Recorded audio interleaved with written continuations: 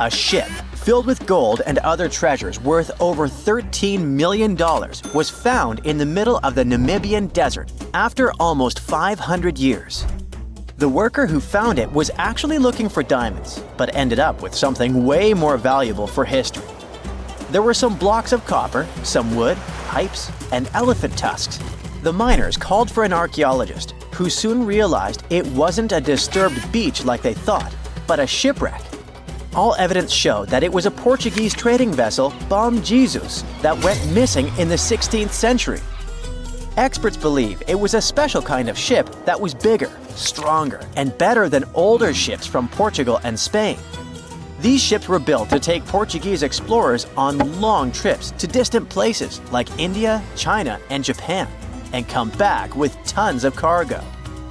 The Bom Jesus was likely carrying treasures from Lisbon, Portugal, to Western India. But it looks like on its way around the southern tip of Africa, near Namibia, a big storm pushed the ship too close to the shore. The ship hit a rock, tipped over, and broke apart, sinking into the ocean. Archaeologists found treasure from the captain's chest under the water, which probably fell out when the ship's wooden hull broke. They also found pieces of the ship scattered along the shore, likely from the violent storm and later by construction in the area. The storm must have been very fierce, but they didn't find many bones, which means most of the crew may have survived or were lost at sea. The ship was split into 3 sections and incredibly well preserved, thanks to the thick layers of sand that covered it and prevented rot. Archaeologists who studied the wreck discovered over 40 tons of cargo.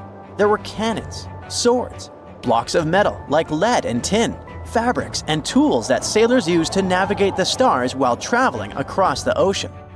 The most exciting discovery was 1,845 copper ingots, weighing as much as 16 to 17 tons altogether. Those copper ingots, or pieces of pure metal, are still in great condition because the hull of the ship and layers of sand protected them from ocean water. The scientists even managed to read the trademarks on them on site and learned they were made by a super wealthy German trading company. There were also more than 2,000 shiny gold and silver coins from different countries, and 105 enormous elephant tusks weighing about 2 tons. The tusks were likely supposed to become luxury items, like jewelry or carvings at the destination.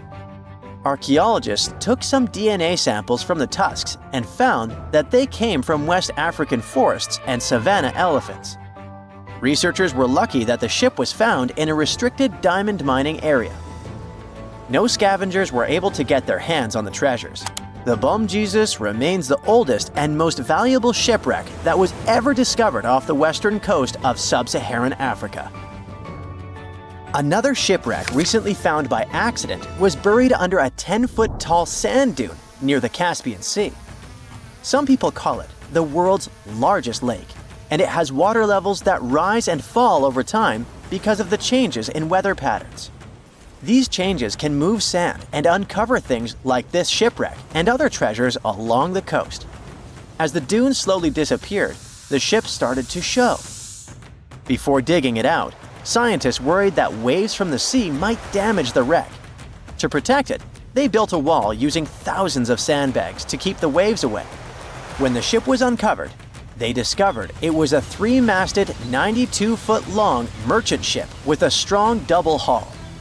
Wood samples showed the ship was built in the 18th to 19th century using trees like Scots pine, spruce, and larch from the Volga River area or the Caucasus.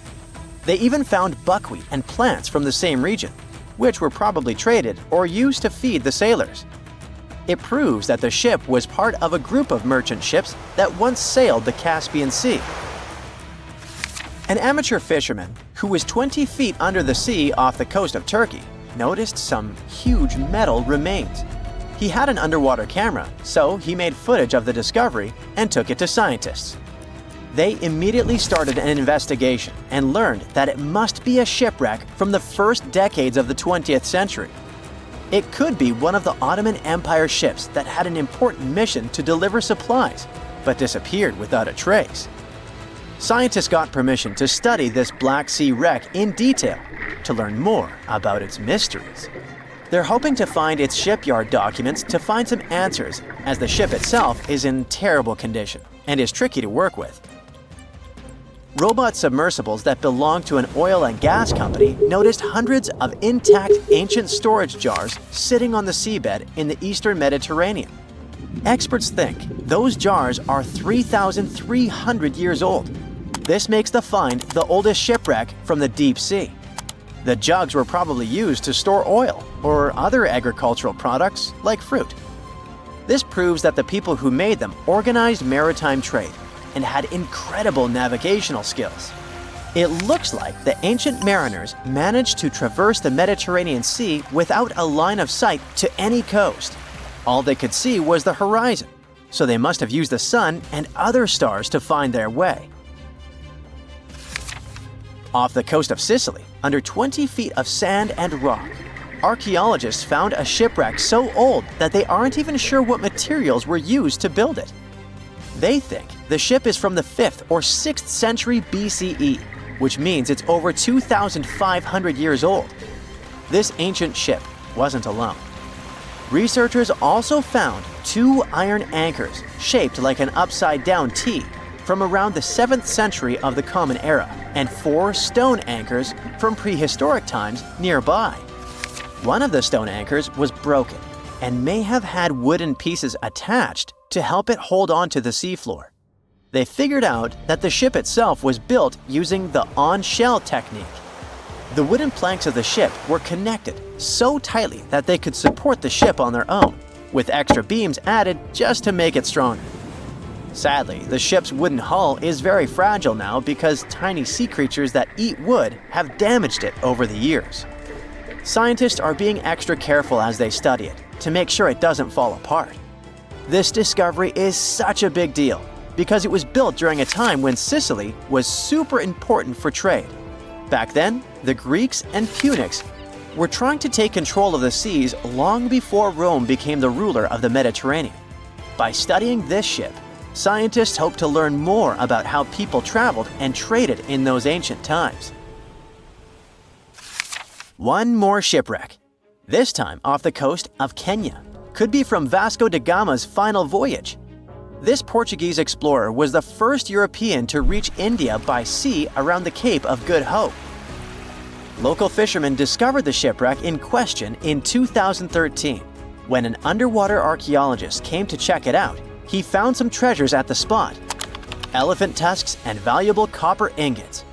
If this find really has to do with Vasco da Gama, then it must be from the 16th century. It was the year of his 3rd and final voyage to India. Da Gama led a huge fleet of 20 ships, one of which was the São Jorge. Most of the ship is hidden under layers of coral, and a whole team of scientists are carefully digging trenches to find parts of the ship's wooden frame and hull. What is a boat doing in the middle of a desert? You would expect to find a seagoing vessel closer to shore.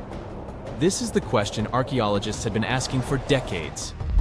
In 1988, there was a storm near one of the most important archaeological sites in ancient Egypt. A wooden structure emerged from the sand. It was hollowed out by termites. Scientists were determined to solve its mystery. In 2000, they began excavating the site near Abydos, Ubaidos. An American team of experts soon discovered a boat that was 70 feet long, and it wasn't alone. In total, there were 14 boats neatly resting next to each other. It was impossible to completely dig out the boats because of their poor condition. Luckily, the wood was preserved enough to get a sample. Analyses revealed that the boats were around 5,000 years old, the oldest fleet in human history to this date. The time of their construction predates the pyramids at Giza by half a millennium. Each ship of the fleet rested in a vault that matched its dimensions. The room was roughly a third of the size of a tennis court. It had mud brick walls that featured more than 120 drawings of boats. Ancient Egyptians incised them on whitewashed walls that were excellently preserved. Scientists have known about these mysterious chambers for well over a century. 1901, 1902. A British archaeologist, Arthur Weigel, stumbled upon a strange structure west of the River Nile. His team caught a glimpse of the interior walls. Sadly, a section of the roof collapsed, so they had to call off further exploration. Researchers abandoned the site, but its location remained on the maps. The boat's position first led scientists to think that they rested on a bank of the mighty Nile. But there was a problem with this theory. Today, the river flows almost 7 miles west of Abydos. Further studies of the surrounding terrain showed the Nile didn't change its course throughout history. Also, if the boats floated near a dock, they would be in unstable positions. The 14 vessels at Abydos were perfectly parallel to each other. There was only one conclusion possible. Someone had deliberately placed them like that. They must have gone through a lot of effort. Each boat had enough room for up to 30 rowers. These vessels could really float. They weren't models, but scholars still don't know if they actually sailed any body of water in ancient Egypt. This doesn't diminish the importance of the find. Previously, archaeologists found only small-scale models. In King Tut's tomb alone, there were 35 boat models. For a long time, these figurines were the only clues as to how ancient Egyptian vessels looked like. The boat's design confirms that they were the real deal. They are the earliest surviving examples of something called built boats. Ancient people constructed primitive vessels by hollowing out large tree trunks.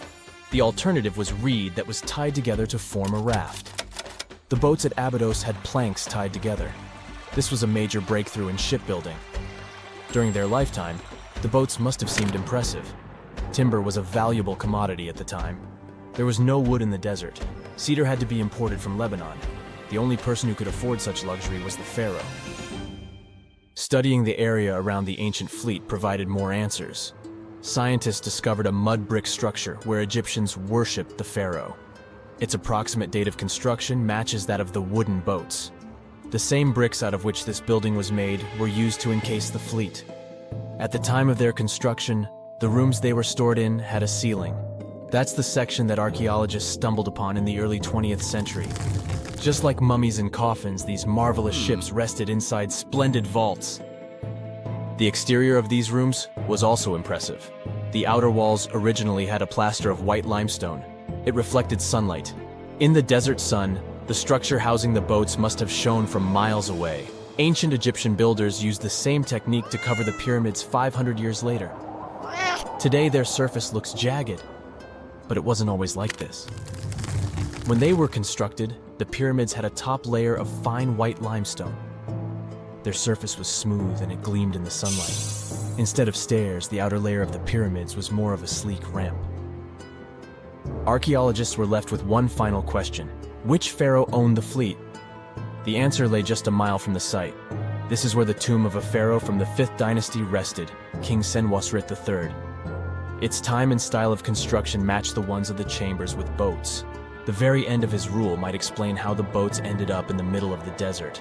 The pharaoh probably passed away in northern Egypt. Then his body was transported down the Nile to Abydos in a marvelous procession of decorated boats. The vessels were later lowered to chambers near the final resting place of their owner. This had a symbolic meaning.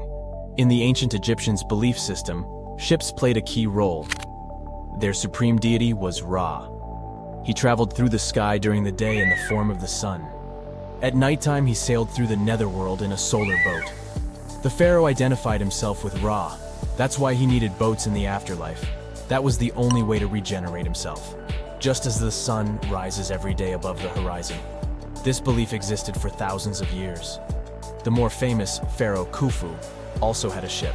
Scientists found it in 1954 next to his pyramid at Giza. It is some 4 centuries younger than the fleet at Abydos, but Khufu's ship was almost 2 times longer. The Great Pyramid of Giza and King Tut's tomb are some of the most famous archaeological finds in Egypt. But there are many more secrets hiding beneath the endless sands of the Sahara Desert. Recently, 2020, archaeologists found a lost city there. They have labeled it as the most important discovery since King Tut's tomb, 1922. The city of Aten is some 3,000 years old. Historians hope it will give them a unique insight into the everyday life of ancient Egyptians. The famous archaeologist and Egyptologist Zahi Hawass proclaimed the site a lost golden city. Aten sits some 300 miles south of Egypt's capital, Cairo. It is close to the famous Valley of the Kings. Archaeologists first found sections of mud brick walls that spread out in all directions. They discovered complete rooms with tools of everyday life inside. The research team unearthed a bakery, a residential neighborhood, and an administrative district. They all date back to the time when the Egyptian civilization was the wealthiest in its long history. They were also the first to make objects from iron. In 1911, scientists found a set of iron beads near a village in Lower Egypt, El Girza. These are the earliest known iron artifacts. The discovery is literally out of this world. Ancient people made them by beating into shape a piece of a meteorite. The 9 beads were once part of an ornate necklace. They are now blackened and corroded, which is perfectly normal for a piece of jewelry that is over 5,000 years old. They consist of an iron-nickel alloy. Researchers were impressed by the skill of ancient jewelers who processed the beads. Their craftsmanship is more impressive when you think that they didn't know the stellar origins of the material. The Great Pyramid of Giza also has a remarkable feature. An international research group investigated the electromagnetic response of the structure to radio waves. They found that the pyramid has the ability to concentrate electromagnetic energy inside it. This occurred inside its chambers as well as under the pyramid's base. It contains an underground, unfinished chamber. It seems that the electromagnetic response is connected with the properties of limestone, the Great Pyramid's main building material. The research results might have a practical application. The way solar cells and nanosensors function could be improved by this remarkable find. This is a real human brain. Well, it was, until a hot cloud of ash turned it into glass. This crazy transformation happened almost 2,000 years ago, when Mount Vesuvius decided it was a good day to erupt and destroy cities like Pompeii, Atlantis, and Herculaneum. This particular brain belonged to a young man who lived in 79 CE in Herculaneum. Not the most famous Roman town, but it was the first place that was discovered under Vesuvius's ashes way back in 1709. Around 200 years later, archaeologists found the remains of this young man lying face down on a bed. All the smoke and ash probably made him disoriented, so while most of the citizens of Herculaneum rushed to the shore, hoping to be rescued, the brain guy ended up trapped inside a building and passed out. Weirdly enough, this saved his brain from completely disappearing. How in the world does a brain turn into glass? Well, when Mount Vesuvius erupted, it didn't expel just lava. It also sent away a really hot cloud of ash before the solidified lava could flow down. This type of lava, known as pyroclastic flow, could get as hot as 869 degrees Fahrenheit. An insane temperature, we know. Hot enough to melt your brain, but not hot enough to turn it into glass.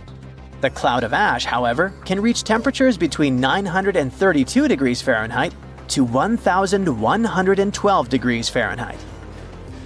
But to turn something into glass, you don't just need heat, you need rapid cooling too. To put it simply, you have to heat something to a very high temperature until it melts into a liquid. If you let it cool down slowly, the molecules of this liquid will start to calmly organize themselves in the shape of crystals. But if this something cools down super fast, it will solidify in whatever shape the liquid was.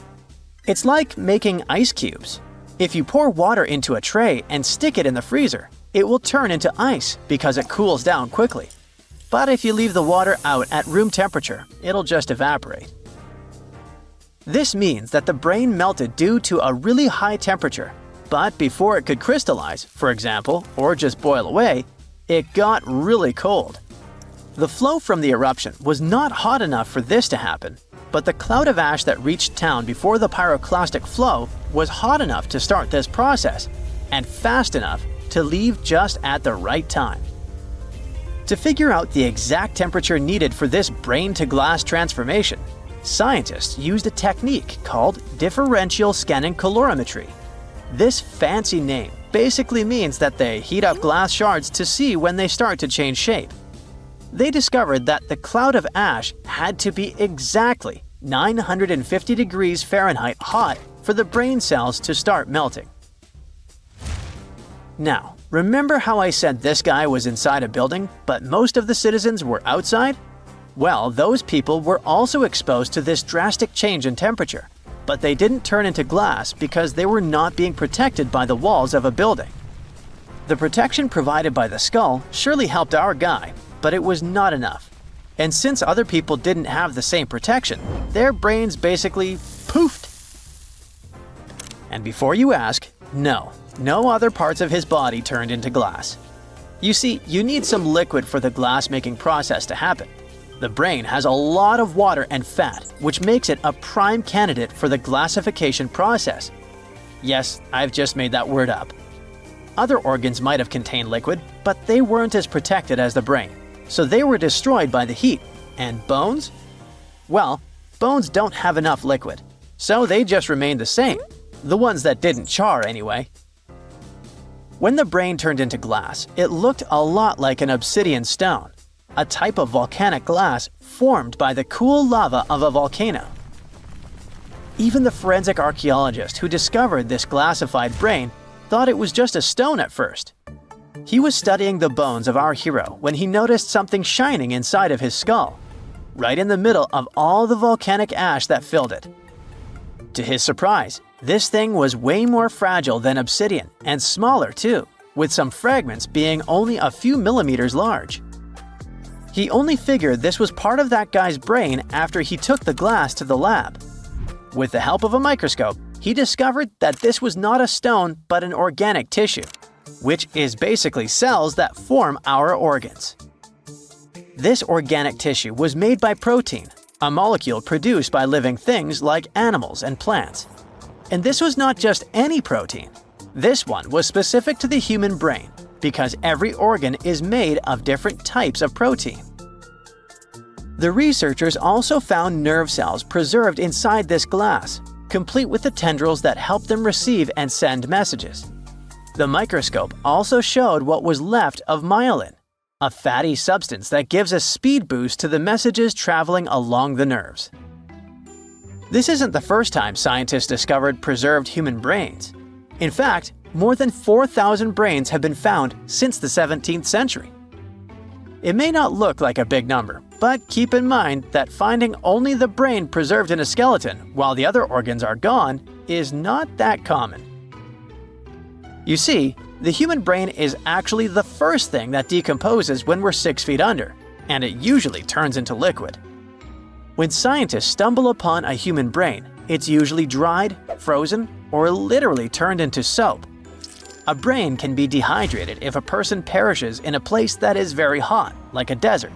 Frozen brains are found, obviously, in places that are super cold, like polar tundras.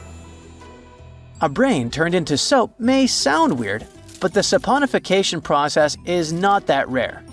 You need a lot of fat and oils to make soap, and the human brain is filled with this. It's a complex process, but if you find a brain that turned into soap, it must have been buried in a place that is very wet and has little oxygen.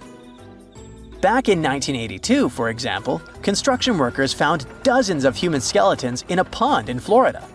They were all 8,000 years old, and 91 of them actually had their brains still somewhat intact. And by intact, I mean they turned into jelly soap. During the 2000s, the brains of 45 people were found in Spain, preserved because of this saponification process. This discovery helped researchers understand the chemical composition of the brains and even the weather conditions of the moment when these people passed away. Scientists also discovered two 3,700-year-old brains in Turkey that belonged to a middle-aged man and a teenager that were trying to escape an attack on their city. This time, the brains turned into charcoal because of a super hot fire. And even though their skulls preserved the brains in this state, the heating and cooling process was probably not intense enough to glassify them. But this? It's the first time in history that scientists have found a brain that naturally turned into glass. It's like finding a unicorn, but in a more scientific way. So what does this discovery mean? Well, for starters, it gives us a glimpse into the lives of those who existed such a long time ago. Secondly, It taught scientists an amazing way to preserve the human brain. It also shows just how powerful nature can be. Powerful enough to turn a brain into glass, but delicate enough to preserve it for thousands of years. So, let's give a shout out to the young man who unknowingly contributed to science. He probably had no idea that his brain would one day be the star of a groundbreaking discovery. His tragic end has given us a fascinating peek into the past. In the UK, there are around 115,000 mailboxes, with some of them placed in questionable locations. Look here, we're on a deserted stretch of Caithness Moorhead, and here, just smack dab in the middle of nowhere, between the quarry and some moorland, stands a solitary mailbox. It was local teacher Chris Aitken who stumbled upon this oddity near Worth Hill, close to John O'Groats. Now, John O'Groats is a tiny village 2.5 miles northeast of Canisbay, in the historic county of Caithness, Scotland. The village itself is popular with tourists, but only houses around 300 people on a regular basis, and they have their own mailboxes there. So why would someone need one on a random hill? When Chris shared a photo online, someone chimed in with a theory. A while back, an entrepreneur was selling tiny parcels of land near Campster, claiming buyers became lairds with their little plots. Could this mailbox be related to that? Now, the box, proudly labeled Laird of John O'Groats, features the name Thorsten Sommer and an address in Germany. There's a PIN number on the front, but when Chris opened it, all he found was a website link. The site has pics of Sommer waving a Scottish flag and talking about his love for Scotland, even calling himself the Old Scotsman. Chris tried reaching out through the website for more info, but hasn't heard back. It might be linked to Sommer's reported purchase of a tiny patch of land, but buying Scottish laird titles is often seen as a fraud, giving no real title at all. The area around Worth Hill has had some recent police action too, after a body was found nearby. Ooh, could that somehow be connected to this mysterious mailbox too?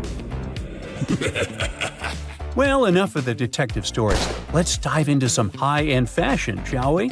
So, you might have come across that funky image popping up all over the internet, claiming there's a pop-up Prada store in the Texas desert. Well, it's kind of true and kind of not. Yes, there's a shop, sort of. It showcased a whole range of Prada gear worth around $80,000. And guess what? Miuccia Prada herself handpicked the items. But still, you couldn't buy a single thing there. No cashiers, no shop assistants. It was like the place was permanently closed. The twist? It's actually an art installation. Made entirely of biodegradable materials, it was designed to gradually blend back into nature, taking a fun jab at our current consumer culture. But why display goods you can't actually buy? Well, it's a metaphor for the elusive charm of luxury. While it was meant to decay in peace, the hype surrounding it led to a surprising amount of foot traffic and even some chaos. After trying to fend off a few would-be thieves, the artist had to admit defeat. Now it's a hotspot for photos, drawing everyone from tourists to celebrities. Right, you can find a brand purse in the desert, but can you, let's say, find a car somewhere in Welsh caves? Well, the answer is yes, and let me tell you, it's not just one car, but many of them. The Cavern of Lost Souls is a well-known abandoned car cave tucked away in Wales. Once upon a time, it was a slate mine in Ceredigion, where workers pulled out tons of slate and transported it using narrow-gauge horse-drawn tramways. But as the mining industry faded away decades ago, the mine fell into a hush. If you dare go inside, which I personally do not recommend, you'll find two large chambers, but one is particularly noteworthy. The main chamber plunges around 65 feet deep and is mostly underwater, with just a small opening above. Since the mine shut down, locals and the council have taken advantage of that opening, tossing in all sorts of unwanted stuff. You'll find everything from fridges and TVs to even whole cars piled up in one corner. What makes the Cavern of Lost Souls special is the single beam of light that breaks through, casting its glow on the twisted heap of wrecked cars and metal. The water, when hit by that light, glows a stunning turquoise green, creating beautiful reflections of the cars and cavern walls on the still surface. Every now and then, a fragment of slate falls, shattering the quiet and sending ripples across the water. There was yet another weird find in Wales. A shiny 10-foot silver monolith recently popped up on Hay Bluff in Powys, Wales, and is sparking a ton of curiosity. A local builder, Craig Muir, discovered it during his hike, and he described it as looking like it just dropped down from space. It's made of surgical steel, has no markings, and is super well crafted without visible welds. Muir's find is reminiscent of those mysterious monoliths that popped up worldwide in 2020, creating quite a buzz online. Local Richard Haynes suggested it could be some kind of scientific installation, but with national park rules against unauthorized structures, it might not be there for long. With no visible tracks around it, Muir speculated it could have been brought in by a group or even dropped from a helicopter. Now, this isn't the first strange monolith sighting. Similar ones have been spotted in Utah, the Isle of Wight, and even Glastonbury Tor, where one was humorously marked "Not Banksy." However, it could be easily him. The UK is the leading country in terms of the number of Banksy's pieces of art. As of 2023, there were 70 of them. No wonder, as he is reportedly British and was born in Bristol. The Atacama Desert in northern Chile, the driest non-polar desert on Earth, features a bizarre sight at kilometer mark 1309 on the Pan American Highway, a giant cement hand that towers 36 feet above the sand. Looks creepy, right? Well, worry not. It's not some creepy monster trying to grip you and take you to the netherworld. It's not an ancient relic from a lost civilization either. A professional sculptor created this quirky landmark back in 1992. Despite its remoteness, the hand is frequently targeted by graffiti, so local volunteers must clean it up twice a year. And by the way, it's not the only landmark of this kind. The very same sculptor also created a similar hand in Punta del Este, Uruguay, called Man Emerging to Life, and it represents the idea that a giant might be holding South America in a stone grip. Hey, works for me. Now check out this giant stone sphere hidden in the forest of Bosnia's Visoko Valley. What do you think? Is it an ancient relic or a modern art installation? Share your thoughts in the comments. But to be completely frank with you, which I always am, nobody really knows for sure. Experts think this sphere, which measures around 10 feet across, is just a naturally occurring rock formation called a concretion. These iron-rich balls get their reddish color from the high iron content and form when mineral particles stick together over time. While concretions can take on some pretty wild shapes, the exact process of how they form is still a bit of a mystery. Then there's this archaeologist, often called the Bosnian Indiana Jones, who claims it's actually a man-made artifact from over 1,000 years ago. Spherical concretions aren't unique to Bosnia, though. You can find them all over the world, like these boulders in New Zealand, massive round stones that are over 60 million years old. There are also cannonball concretions in North Dakota. And let's not forget about the man-made stone spheres crafted by the Diquis people in Costa Rica, which are perfectly shaped and arranged, definitely a testament to human creativity. So while the Bosnian sphere is super intriguing, it's probably just an ancient concretion and not a remnant of a lost civilization. Bummer. Finally, some things are so well hidden that you have to go deep down into the seafloor to get a glimpse of them. Once a hedonistic hotspot for the Roman elite, Baia was like the Las Vegas of its time, but now its ruins are submerged underwater. This resort city thrived on volcanic hot springs and attracted the likes of Nero and Caesar, who even built vacation villas there. However, in the 8th century, Baia lost a battle and was abandoned by 1500. As the water levels rose, much of the city was lost beneath the bay. Today, you can explore Baia's ancient ruins in one of the few underwater archaeological parks in the world. Hold your breath. In July 1990, 4 Czech guys decided to go on an adventure to find the Mongolian death worm, a creature that might have inspired the monster you've seen in the movie Dune. They say it lives somewhere deep in the Gobi Desert, so they flew to Mongolia, hopped into an ATV, and hired some local guides to help them. All that to meet a creature that is up to 6 feet long, can spit acid that could melt anything, and is capable of shooting electricity at those it doesn't like. Legend says that these friendly guys spend most of their days hiding underneath the sandy dunes, but they like to come out during the wetter months of June and July. So the timing for a spotting was simply perfect.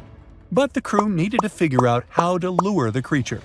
Sadly for them, no one knew what the giant worm liked to eat. So they built a thumper, which is a machine that made rhythmic pounding noises. They were hoping it would call the worm out of the ground. For 2 months, they searched the vast desert, crossing dunes and rocky plains, looking for any sign of the creature. But alas, it didn't really work out. Ivan McCurley, who was the leader of the 1990 expedition, came back to Gobi Desert again. He once tried to attract the megaworm with blasts, and the second time he used a small airplane to scout the dunes. Over the years, groups from America, Britain, and New Zealand organized big expeditions to the Gobi Desert to try and find the creature. Many others came from all around the world on their own and found nothing. The people in the West first found out about the megaworm of the Gobi Desert thanks to an American paleontologist, Roy Chapman Andrews. This brave man was probably the inspiration for Indiana Jones. In 1926, he wrote about the creature in his book. At a meeting with Mongolian leaders, Andrews heard detailed descriptions of the creature, even though none of them had ever seen it themselves. One of them described it as looking like a sausage, about 2 feet long, with no head or legs. According to him, the worm was so venomous that just touching it could instantly take your life, and it lived in the loneliest parts of the Gobi Desert. Andrews didn't think the creature was real, but he shared these stories again in another book. In May 2005, 4 friends from Great Britain who searched for monsters professionally decided to try their luck. They made drawings of the worm and hired local people to hand out flyers all over the Gobi Desert. These flyers offered a reward to anyone who could give information about the worm or even bring them a specimen. They thought loud sounds that other explorers tried would scare the beast away. Some told them it likes damp conditions, so they came up with a plan to block streams of water to create wet areas that would lure the worm out. Their plan didn't work because it was too hard to build dams in the desert. They ended up using small traps, but didn't find any actual proof that the worm existed. But they did meet locals who shared interesting stories about strange creatures they had seen over 70 years. Over the years, stories of the monster spread around the world. In some of them, it's only 1 foot long. In others, it's as large as a human. It's white-gray or scaly and brown, or maybe fleshy and bright red. Someone said it resembled a snake, or maybe a caterpillar, or maybe it has wings and can fly. And some believe it could be a supernatural evil being without a body. Maybe the stories are so different, and the search operations are so fruitless because the creature doesn't even exist. Or it could be one of many cryptids. Those creatures like Bigfoot, Yeti, the Loch Ness Monster, their existence has yet to be proven. In 1983, one scientist who was visiting the region heard that an old man had managed to catch the mysterious worm. He also learned there was a nest nearby. The scientist bravely approached the hole in the sand and put his hand inside. A giant creature dragged him in, and he was never seen again. Just kidding. He actually found a Tartar sand boa inside. It's a chunky, burrowing, non-venomous snake that has small eyes and gray-brown scales. He showed it to the locals to verify if it was the monster, and supposedly all of them said yes. Most Mongolians who know about the worm still believe it's real. Now, even though people call our supposed monster a worm, it's just what it sounds like in the English translation. Many Mongol cultures have used this word for centuries to refer to any animals they thought to be really dangerous, especially snakes, even non-venomous ones. So, it doesn't have to be a literal worm after all. Worms are soft and squishy, but a creature living in the harsh Gobi Desert would need to be tougher, more like a snake or a type of lizard without legs. Neither of these creatures can shoot electricity or spit acid like they say the death worm does. But some snakes, like cobras, can spit venom that's dangerous for people. If it were real, the creature would have a backbone, and explorers searching for it would likely find some bones or evidence left behind. And there are actually fossil remains all over the Gobi Desert. Scientists found representatives of over 80 dino groups here over the last almost 100 years. It all started with the world's first dinosaur egg nests. This discovery changed all the scientists knew about dinos. It was the first proof they laid eggs. In the following 2 years, the same expedition team unearthed over 100 dinosaurs and took them to the American Museum of Natural History, where you can still see them today. Some of them were swimming around in the Cretaceous Sea that used to be here about 71 million years ago. They resembled modern birds. The mystery of the megaworm is still unsolved, but there used to be another mystery scientists finally managed to explain. Back in the 13th century, a famous traveler, Marco Polo, not the guy from the swimming pool game, crossed the Gobi Desert. He thought he could hear mysterious noises, like the sounds of musical instruments such as drums.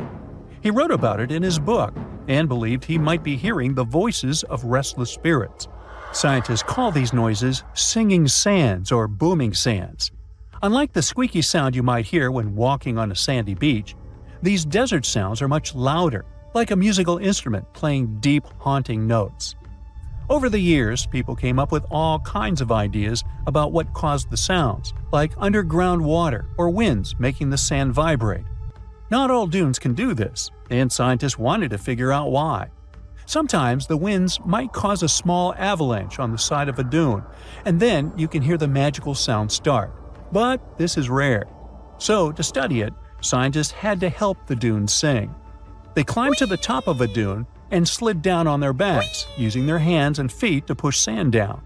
As the sand tumbled, the sound started softly and got louder. They could even feel the vibrations with their hands. So they found out that for a dune to sing, a few special things need to happen. The grains of sand must be the right shape.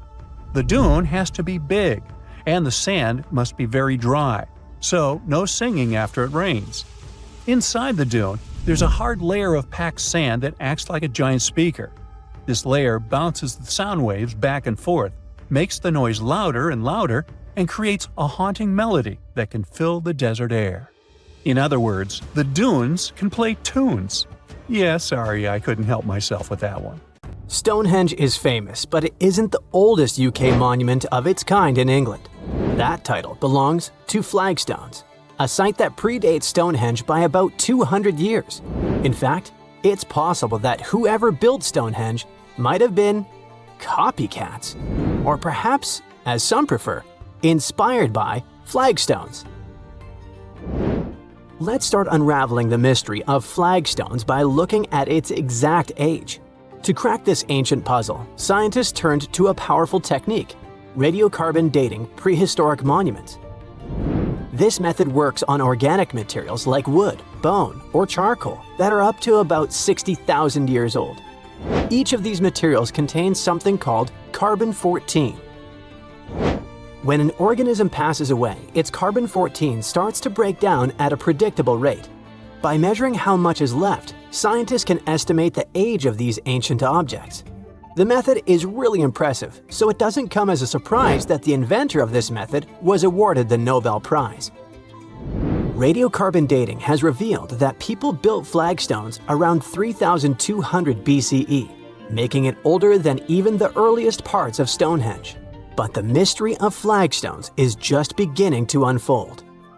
Flagstones is located in Dorset, in southwest England, about 37 miles away from Stonehenge. It was discovered in the 1980s when workers were building a new road. Archaeologists dug up a huge circular ditch about 330 feet wide, made with overlapping pits. Inside the pits, they found the remains of at least 7 people, a cremated adult, 3 young individuals, and 3 other adults whose bodies were partly cremated. This shows that people could have used the site as an ancient cremation burial site.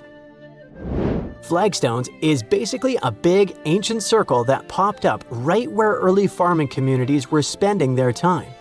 If you went there today, you wouldn't see any obvious walls or banks, but if you look inside the pits that make up the circle, you'll find chalk rubble from both sides.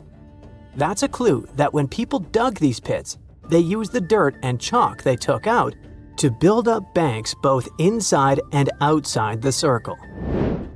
This special spot sits right in the middle of a whole bunch of other really old monuments and sites, which were built over thousands of years during the Neolithic and Bronze Ages.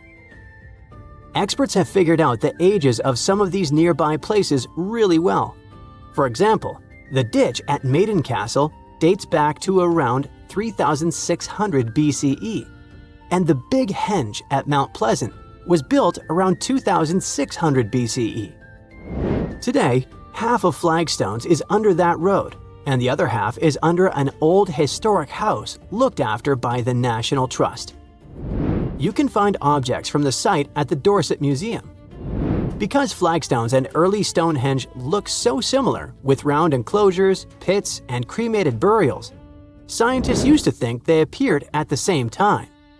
But thanks to radiocarbon dating, we now know Flagstones, this ancient cremation burial site, is the earliest big circular monument ever found in Britain. To figure out how old the site really is, researchers tested things like human bones, red deer antlers, and charcoal found there. One of the most puzzling discoveries was a young man who was buried under a huge sarsen stone in the middle of the circle. Someone left him there about 1,000 years after people used the site for the first time. This find just added to the mystery of flagstones. You're probably wondering about the flagstones versus Stonehenge comparison. Well, the latter is a mystery on its own, a big old circle of giant stones in the south of England. Those who made it didn't write anything down, so we don't know exactly what they were thinking. One old tale says that King Arthur's wizard, Merlin, used magic to move the stones from Ireland, where giants had put them together. Another story says that people from Denmark built it. Today, some people think extraterrestrial visitors made it. A man named John Aubrey started studying Stonehenge in the 1660s. He thought the Celts had built it for their priests, called Druids, but that turned out to be wrong. Radiocarbon dating of this prehistoric monument shows that its constructors built it in phases over several centuries. The construction started around 3100 BCE and continued till around 1600 BCE. First, about 5,000 years ago, it was just a round ditch in the ground. Then people added wooden posts. Around 2600 BCE, they brought big blue stones from Wales. Later, they added sarsens, even bigger stones, each weighing as much as 5 elephants. They moved those stones from 19 miles away and placed them in a big circle with 5 tall stone arches shaped like a horseshoe. Experts think building Stonehenge took more than 20 million hours of hard work. And that's a lot of teamwork, strength, and planning for people who didn't even have machines. These days, there are a few different ideas about what Stonehenge was really used for. Some experts think it was a sacred place where people gathered for religious ceremonies. Others believe it was an early kind of science center used to study the sky and track time. Both groups notice that the stones at Stonehenge are lined up with the sun and moon. So people may have used the site to mark the changing seasons, especially during the summer and winter solstices. Some think it worked like a giant calendar, helping people figure out dates or predict things like solar eclipses. Stonehenge was an ancient cremation burial site too, at least for some time. Anyway, if we continue with the flagstones versus Stonehenge comparison, we can't but dwell more on the age of these monuments. Flagstones is older than Stonehenge. In fact, it's one of the oldest UK monuments. It's really special because it's the most ancient big round enclosure ever found in Britain. According to the newest studies, its age is about 5,200 years old. After it was built, more and more round monuments started popping up in other places too. Before its construction, most ancient monuments were long and straight, like rectangular barrows or burial mounds, or long ditches called cursus monuments. Some had even more random shapes, but the Flagstones monument shows a big change. People were starting to build in circles instead. Some experts think this idea of circular monuments might have come from Ireland, where people were already burying cremated bodies in round tombs. On the other hand, even though Flagstones has turned out to be older than Stonehenge, The new findings suggest that Stonehenge might need to be redated. Some of the objects found at Stonehenge, like animal bones, are actually older than the main structure itself. For example, near the entrances to Stonehenge, archaeologists found deer bones and cattle skulls that date to around 3200 BCE. Experts used to think that people kept those bones for a long time before burying them. But it's possible there was an early version of Stonehenge made from overlapping pits that existed before the big circular ditch was built around 2900 BCE. Now, could flagstones and Stonehenge have been part of a bigger shared tradition? Could there have been other ancient cremation burial sites in the UK? After all, these constructions aren't the only round prehistoric monuments in Britain. In Wales, there's a similar site called Stonehenge, which also looks like a circular burial place. Such a way of burying the deceased might have been a common custom across the UK because you can see similar structures in Eastern Ireland. In the Boyne Valley, for example, there are ancient places like the Mound of the Hostages that people used in the same way. Now, researchers want to do more digging in Ireland to see if some of those monuments were built before 3200 BCE. If they're even older than flagstones, they might help explain where the idea of building round burial sites started and why people across Britain and Ireland were building them. The more we learn, the better we'll understand what these sites were really for and how the people back then might have shared beliefs and traditions across the sea. Hopefully, one day, we'll figure out the mystery of flagstones, one of the oldest monuments in the UK. Something exciting and kinda unexpected popped out among the rocks of the Ica Valley in Peru. The bones of a really old whale that lived almost 40 million years ago. At first, no one was really impressed because the bones they found were big and weirdly shaped, so people just thought they were looking at giant boulders.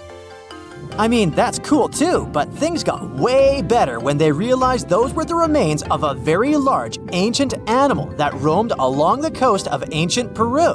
Plus, it was probably the heaviest creature that ever lived. Sorry, blue whale, I know you worked hard to get to the top. The length of over 100 feet and weight of more than 200 tons brought you the status of the biggest animal on our planet. But it seems you've held the title long enough. Time to hand it over to our next candidate, and that one's really gigantic.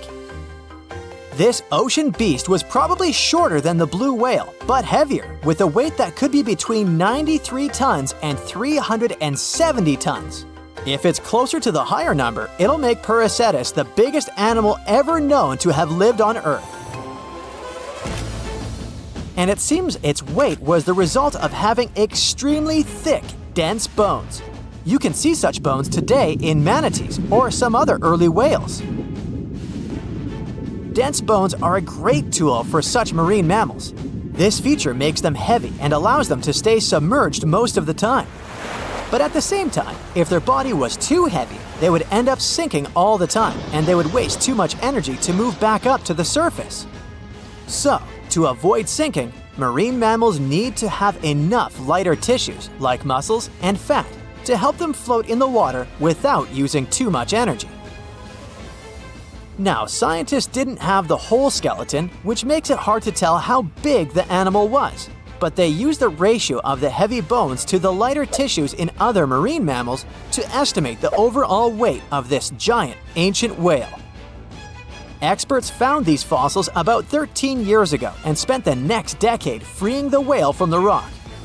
Its anatomy and age showed this whale was a cousin of Basilosaurus, a whale that had a long snout full of sharp teeth, and a sleek body similar to that of an eel. Even if Perseus wasn't bigger than the blue whale, it was still a giant that ruled the ocean depths. Unlike modern whales, there's a possibility that this ancient fellow was a predator that liked to go after bigger prey. And this also changes how we see the history of whales. Scientists used to think these magnificent creatures became really big about 5 million years ago when they started eating lots of small creatures. But here's the proof that giant whales existed even before that. But it's still unclear how this whale managed to find enough food to sustain its enormous body. Plus, it's still hard to tell what exactly this ancient creature had on its menu. It was pretty large and not such a fast swimmer, so it's possible it searched for food in shallow waters. Then it probably ate crustaceans, clams, or some other small animals hiding in the sand. One theory says it was a scavenger, which basically means it munched on remains of everything that would come its way. It's not so unusual to find marine animals in deserts. Many of these regions used to be covered with water anyway.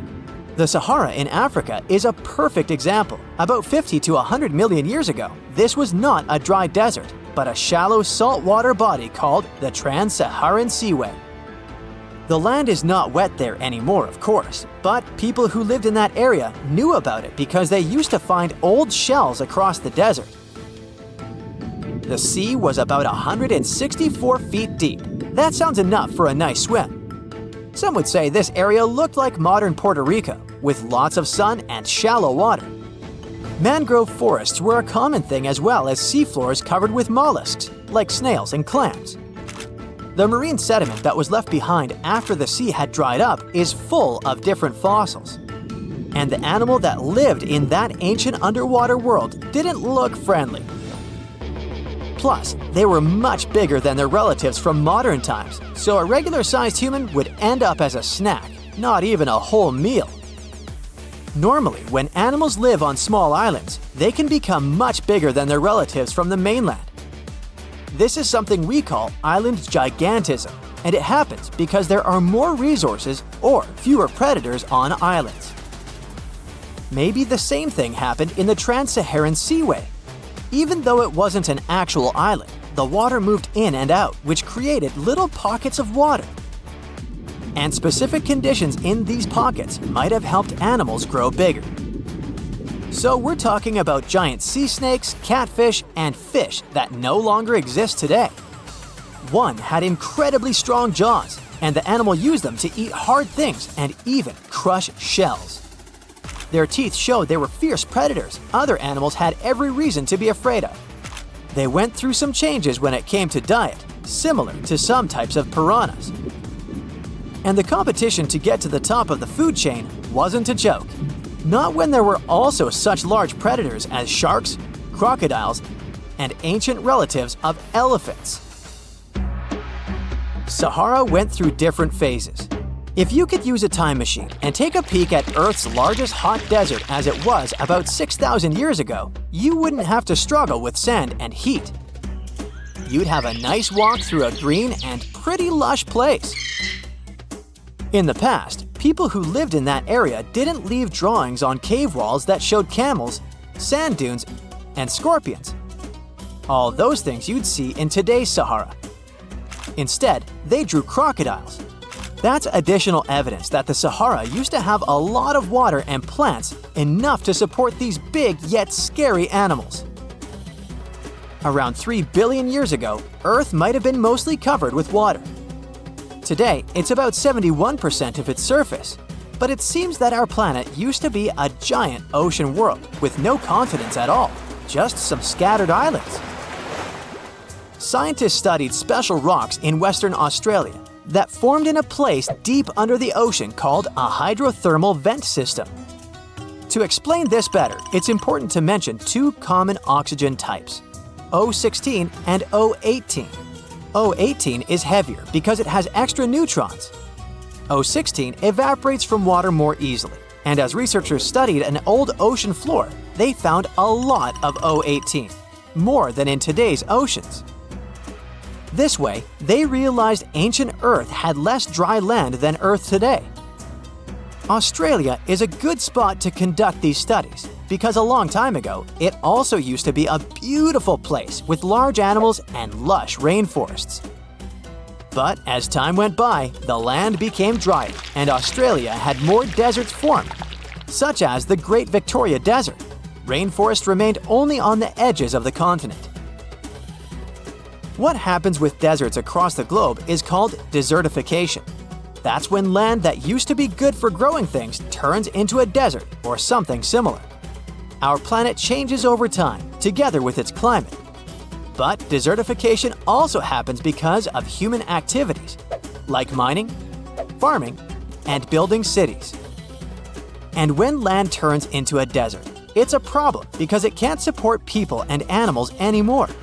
Food doesn't grow there. There's not enough clean water, and animals lose their homes. To help with this problem, there's a plan many countries agreed to. They decided to work with farmers to take care of the land, fix damaged areas, and manage water better. All in all, to make our planet a better place for life. Scientists found an entire city of Gangola that was hidden beneath the dense jungles of Mexico for 600 years. It covers 360 hectares, had over 1,000 buildings, 2.5 miles of defensive walls, a network of internal roads, and a well-planned urban layout with temples and ball courts, and separate neighborhoods for the elites and commoners. For centuries, people believed there was just an abandoned fortress there, based on stories passed on from generation to generation. Until recently, there was no way to see how truly huge it was without spending years on the ground. But thanks to the new technology, a remote sensing tool called LiDAR, they got a 3D model of the area in just 2 hours from a plane. Gangola was built between the years 1350 and 1521. It was a crucially important place for the Zapotec people, a group that had lived in the area since around 700 BCE. In Gangola, families lived together in homes with big patios in the middle, surrounded by rooms. When families got bigger, they built more rooms and made their homes larger. The study found that both the leaders and regular people worked together to make the city better. Because Gangola was surrounded by mountains, they used this land wisely and built their houses in a way that fit the slopes and let rainwater flow naturally. This helped keep their homes safe and strong. They were built so well that many of these buildings are still standing, even after hundreds of years. There are 2 pyramids in the center of the city. They may have been used as temples where the priests celebrated rites and ceremonies to their deities. The priests brought offerings to the altars, and the people assembled at the 2 squares that are now sunken. Then, there is also a palace with 64 rooms, some of them with circular columns on several sloped terraces. There are patios with many stairways all connected to each other. The sensing tool also found a round-shaped lookout point on a natural rock, where the Zapotec people could see their foes approaching from a distance. Researchers also noticed 2 circular structures that could have been used to watch the stars and measure time. They also found some tombs, so there was most definitely a city cemetery. By the end of the 1400s, the Zapotec people controlled a large territory on the Pacific coast and had successfully defended their land from the Aztecs, who were trying to take over more territory. They did the almost impossible and survived a 7-month-long siege at Gangola.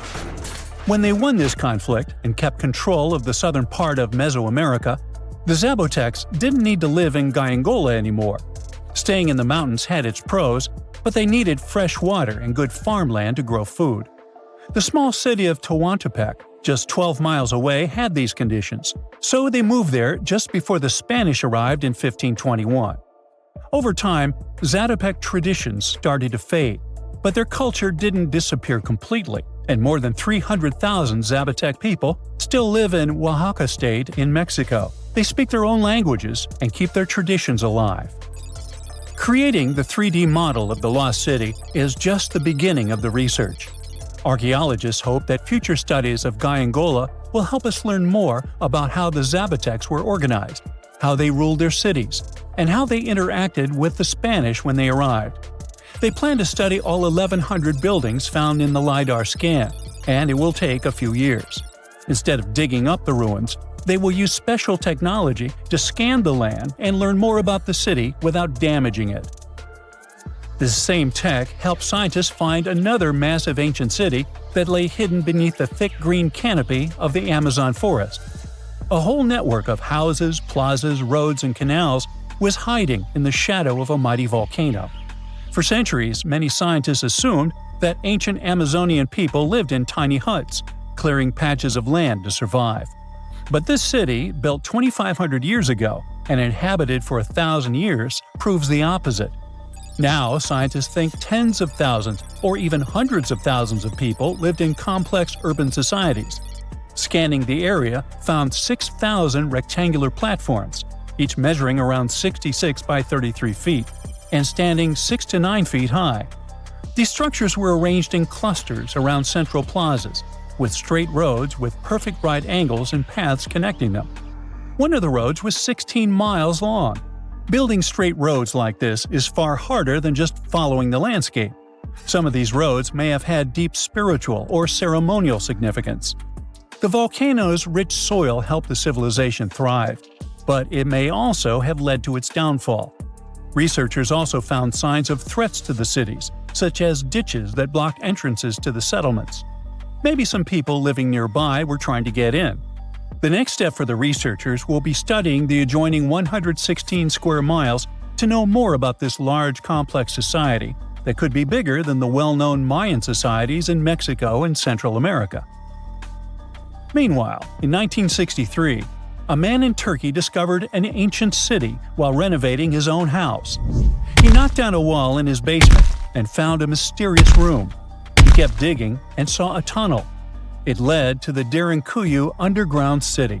It's one of the deepest multi-level underground settlements in Cappadocia and in all of Turkey. The inhabitants lived on 8 levels and had access to cellars, storage areas, chapels, a school, a study room, and other structures. All floors were connected by an extensive network of tunnels. The underground city was probably built as a shelter. The construction is hiding at 279 feet deep, and you can't see it from the outside. The complex was large enough to shelter about 20,000 people with their livestock and food supplies. There was also a 180-foot ventilation shaft. Archaeologists believe that Phrygians first built the levels. The Romans used and enhanced the structure later. The golden time of Derinkuyu was during the Byzantine era. The next lost and found city appeared only in a few inscriptions and ancient texts, so no one could be sure it really existed. Scientists searched the majority of the coast of Egypt until one archaeologist and his team detected a colossal face looking at them from under the water. The ancient city of Thonis Heraklion was discovered completely submerged 4 miles off Alexandria's coast. In the ruins of the lost city, there were 64 ships, 700 anchors, and a treasure trove of gold coins. Archaeologists believe the 16-foot-tall statue and the temple remains are the most important findings discovered by the expedition. Back then, the city had ceremonies and celebrations that took place in the Temple of Ammon. The ruins and artifacts were made from granite and diorite, so they were in good condition even after having been in contact with water for centuries. They give people a glimpse into what life was like 2,300 years ago in one of the most important trade ports of the world. The city had a network of canals, sort of like an ancient Egyptian Venice. The canals linked many separate harbors and anchorages. Towers, temples, houses, and other structures were also linked by bridges. Thonis Heraklion was the country's main port for international trade and the collection of taxes. No one really knows how the city ended up submerged, but archaeologists connect it with natural causes. At the end of the 2nd century BCE, most probably after a flood, it got covered with water. Then Alexandria, the city founded by Alexander the Great, became more glorious than Heraklion. Before Alexandria's fame, Heraklion was the main port of entry to Egypt. So after the tragedy, many ships heading for Heraklion had to change their route and go to Alexandria. Heraklion lost its glory until its discovery in 2000. Mirror check. You've got your beige parka on, your chisel is packed, and your overnight plane ride to Saudi Arabia is booked. You know what this means, right? Unfortunately, you weren't cast in the remake of Dune. It just means that you're ready to go explore the world's largest desert areas in the hopes of uncovering prehistoric secrets about our ancestors. Let's get one thing straight. If you ever thought that deserts were empty spaces, think again. They might be filled with sand as far as the eye can see, but they also hold a lot of history, you know, because before humans settled down in cities and towns, we were nomadic people, and we traveled all around the globe looking for food, water, and shelter. So we had to come up with some interesting stuff to survive.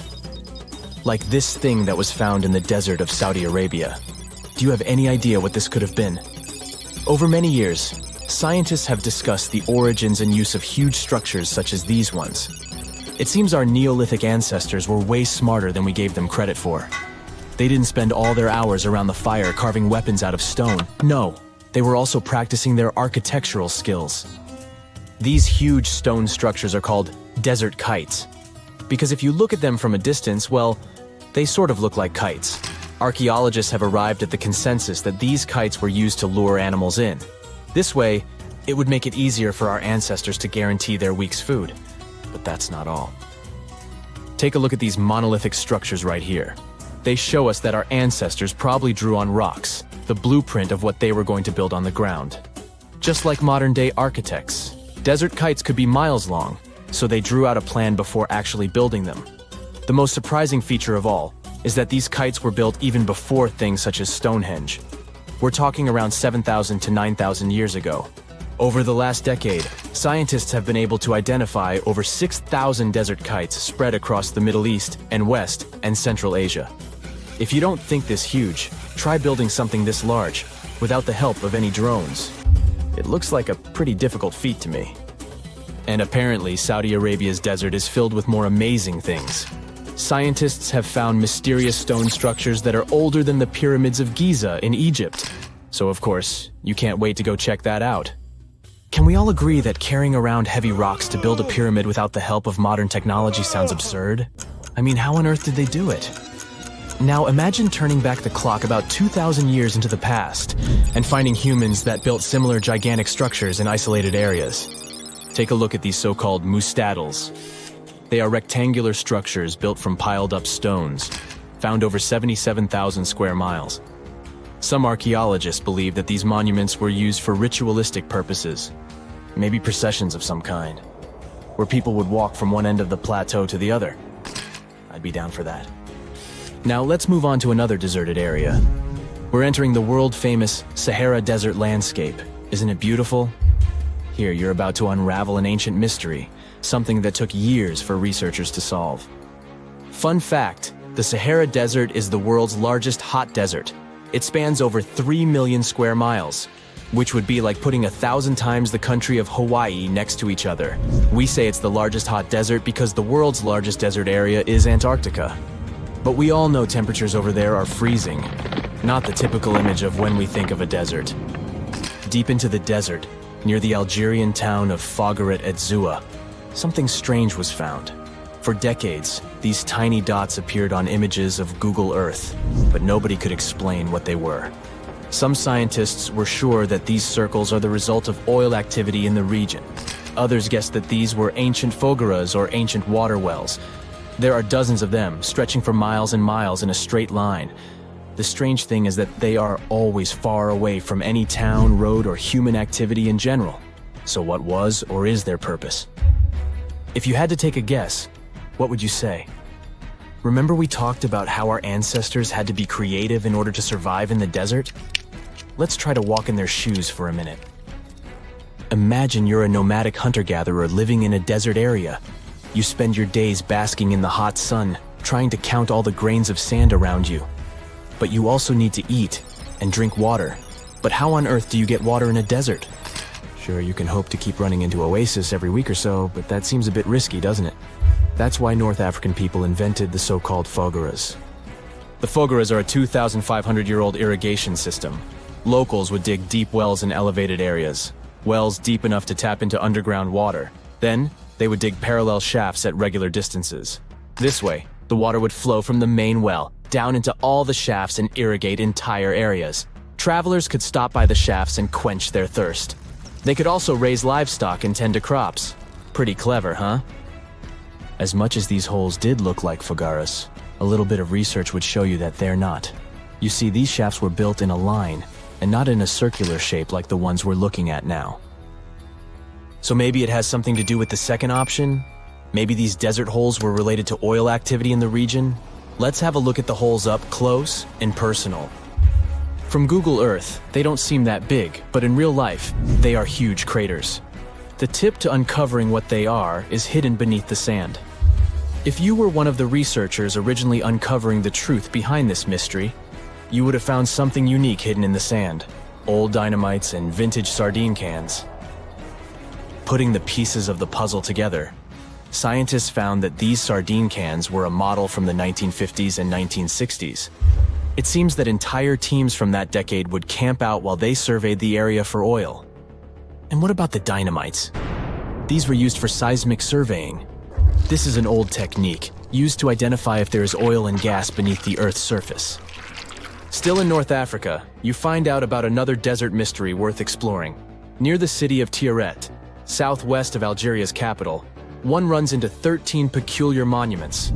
These structures are also called Jedars, and yes, I am aware of how much that may sound like a Star Wars reference. They are pyramid-like in their shapes, and as far as scientists know, they were used as final resting places for the people who lived in the region. Can you guess who these were?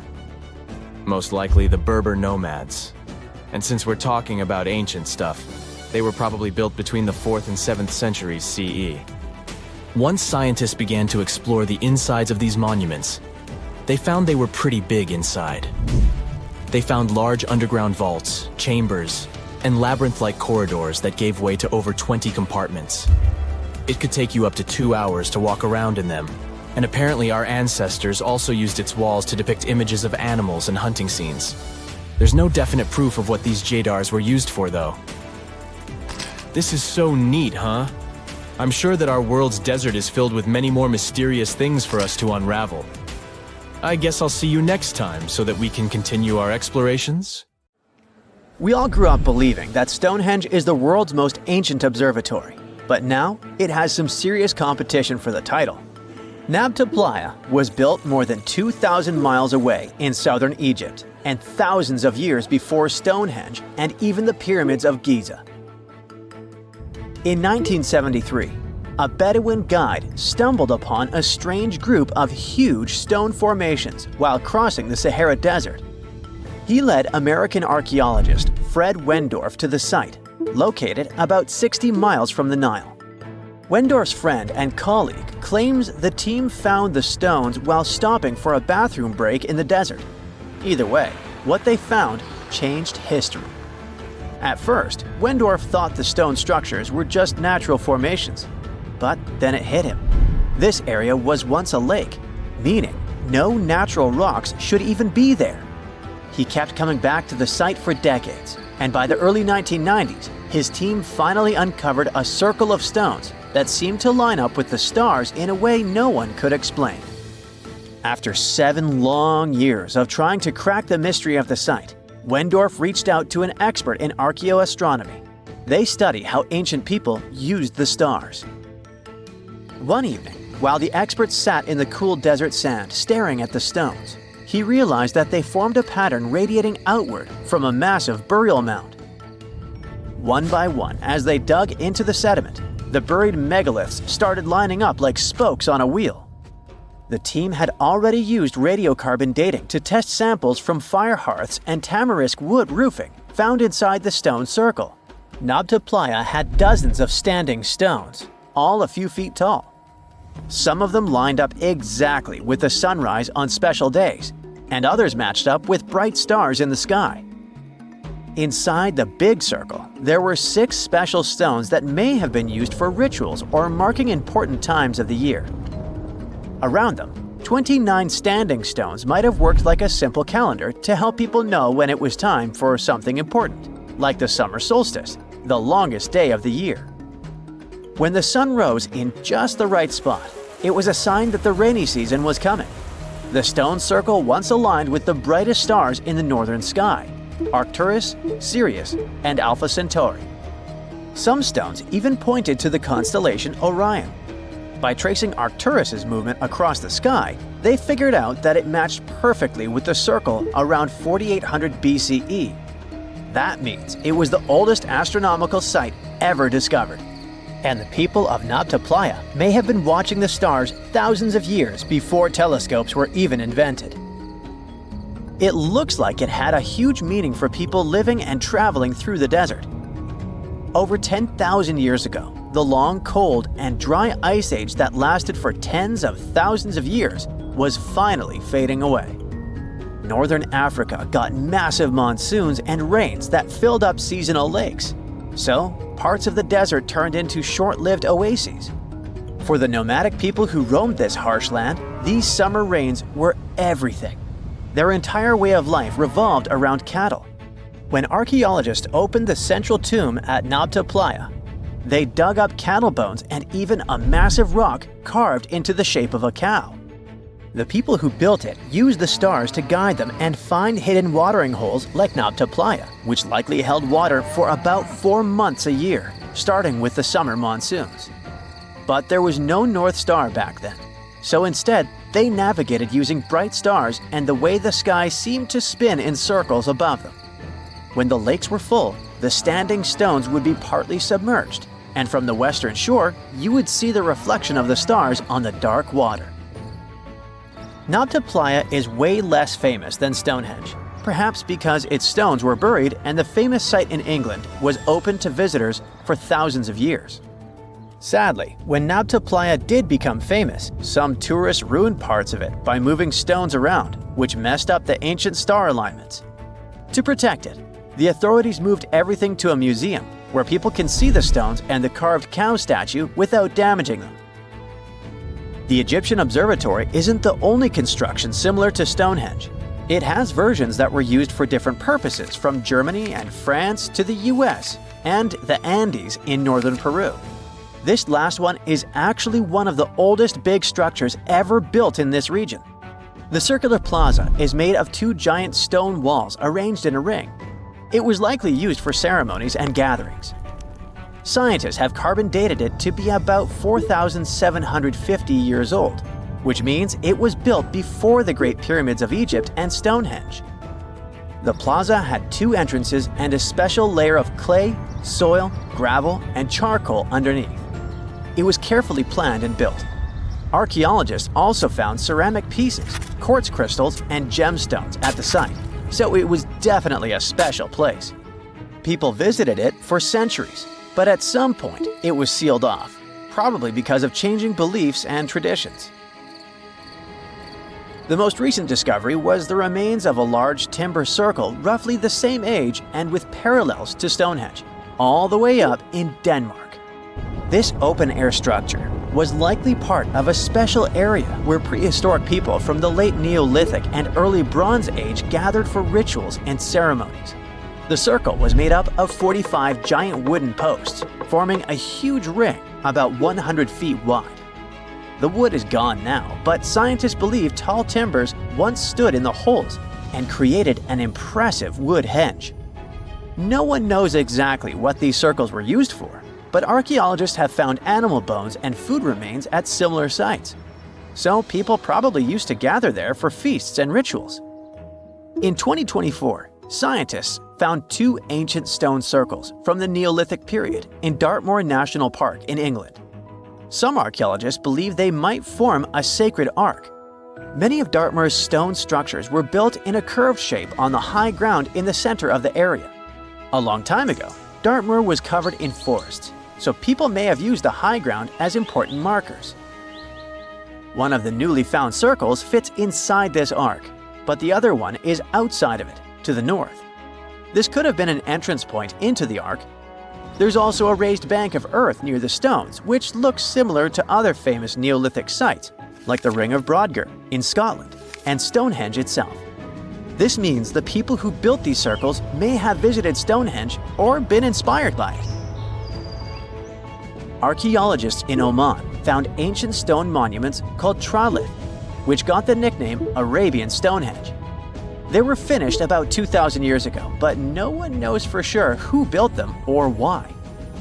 Scientists also found stone hand axes that are incredibly old, between 300,000 and 1.3 million years old, from the time when the first humans left Africa.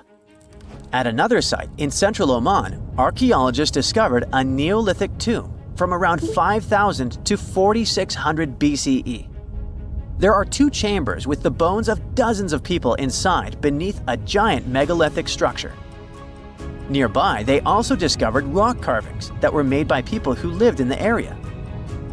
And then there is another Stonehenge look-alike, this time in Saudi Arabia, that was used as an apartment complex thousands of years ago.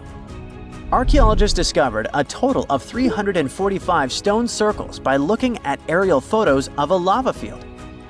Each circle is between 13 to 26 feet and has at least one large standing stone in the middle.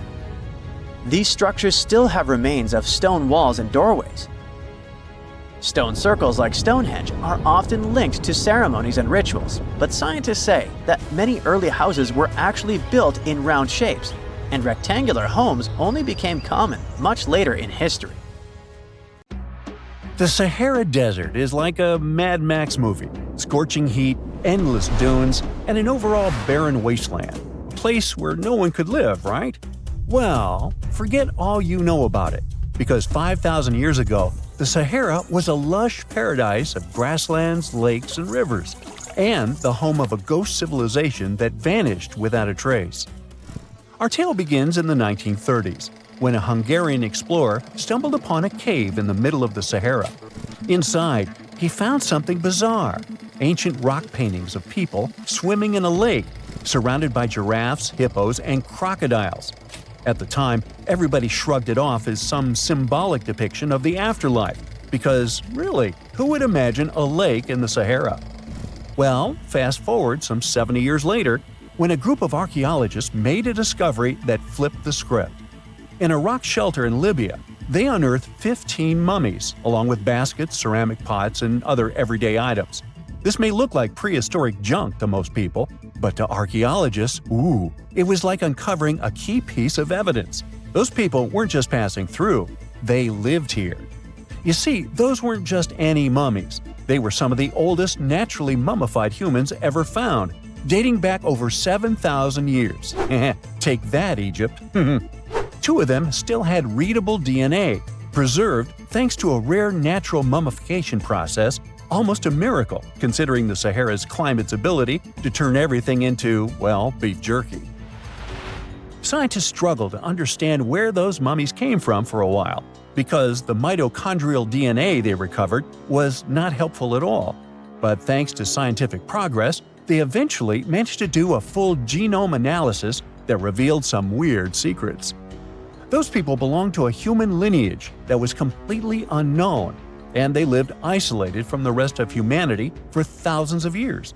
For decades, researchers assumed that the place where they lived, the Green Sahara, was like a prehistoric highway, a lush corridor that humans and animals used to migrate between sub-Saharan Africa and the Mediterranean. But the mummies demolished that theory, like a hippo sitting on a sandcastle.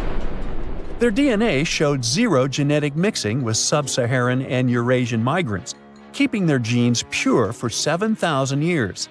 Their closest genetic relatives weren't their neighbors living right below the famous desert, but some ancient hunter-gatherers from Morocco, and even some guys that lived in the Czech Republic, when it wasn't even a country yet, 50,000 years ago. We're not out of the woods yet, because those mummies also carried some teeny-tiny traces of Neanderthal DNA, just 10% of the amount found in modern Eurasians. Now, if you paid attention in school, then you know that Neanderthals lived in Europe and Asia, and early humans only mixed with them after migrating out of Africa. But those Green Sahara folks never left Africa. So how did they get Neanderthal genes? The leading theory is that their ancestors mingled with Neanderthals in North Africa 50,000 years ago before settling in the Sahara and cutting off contact with the outside world. Archaeologists also found cattle bones and tools made of stone and wood at that rock shelter, proving that those people led a thriving pastoral lifestyle. This discovery made scientists scratch their heads for a while because, you see, animal domestication was not developed in Africa. So how did they learn it if they never mingled with anyone? Did they have ancient YouTube tutorials? Probably not. The researchers believe they must have traded knowledge with neighboring groups, but just knowledge, no saliva. It's almost too hard to believe that no outsiders mixed with them. After all, who wouldn't want to live in a thriving civilization in the middle of a green paradise, drinking milk, eating meat, and even using animal blood as a protein source? Ooh, yummy. They didn't have to hunt for every meal, thanks to their livestock, and the abundant water made life pretty sweet. And yet, they never married outsiders. Why? Maybe it was a cultural choice to never date outside their own group, or maybe the landscape itself kept them isolated. This is where scientists place their bets.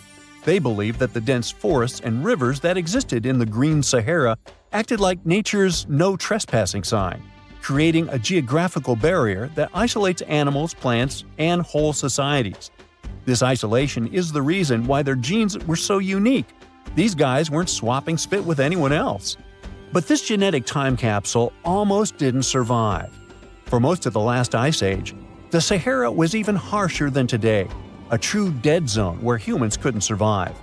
70,000 years ago, even the toughest people disappeared, retreating to the Nile Valley and the Mediterranean coast. Why? Because Earth was a climate bully. Massive glaciers stole all the moisture, weakening monsoons until rain clouds barely reached North Africa.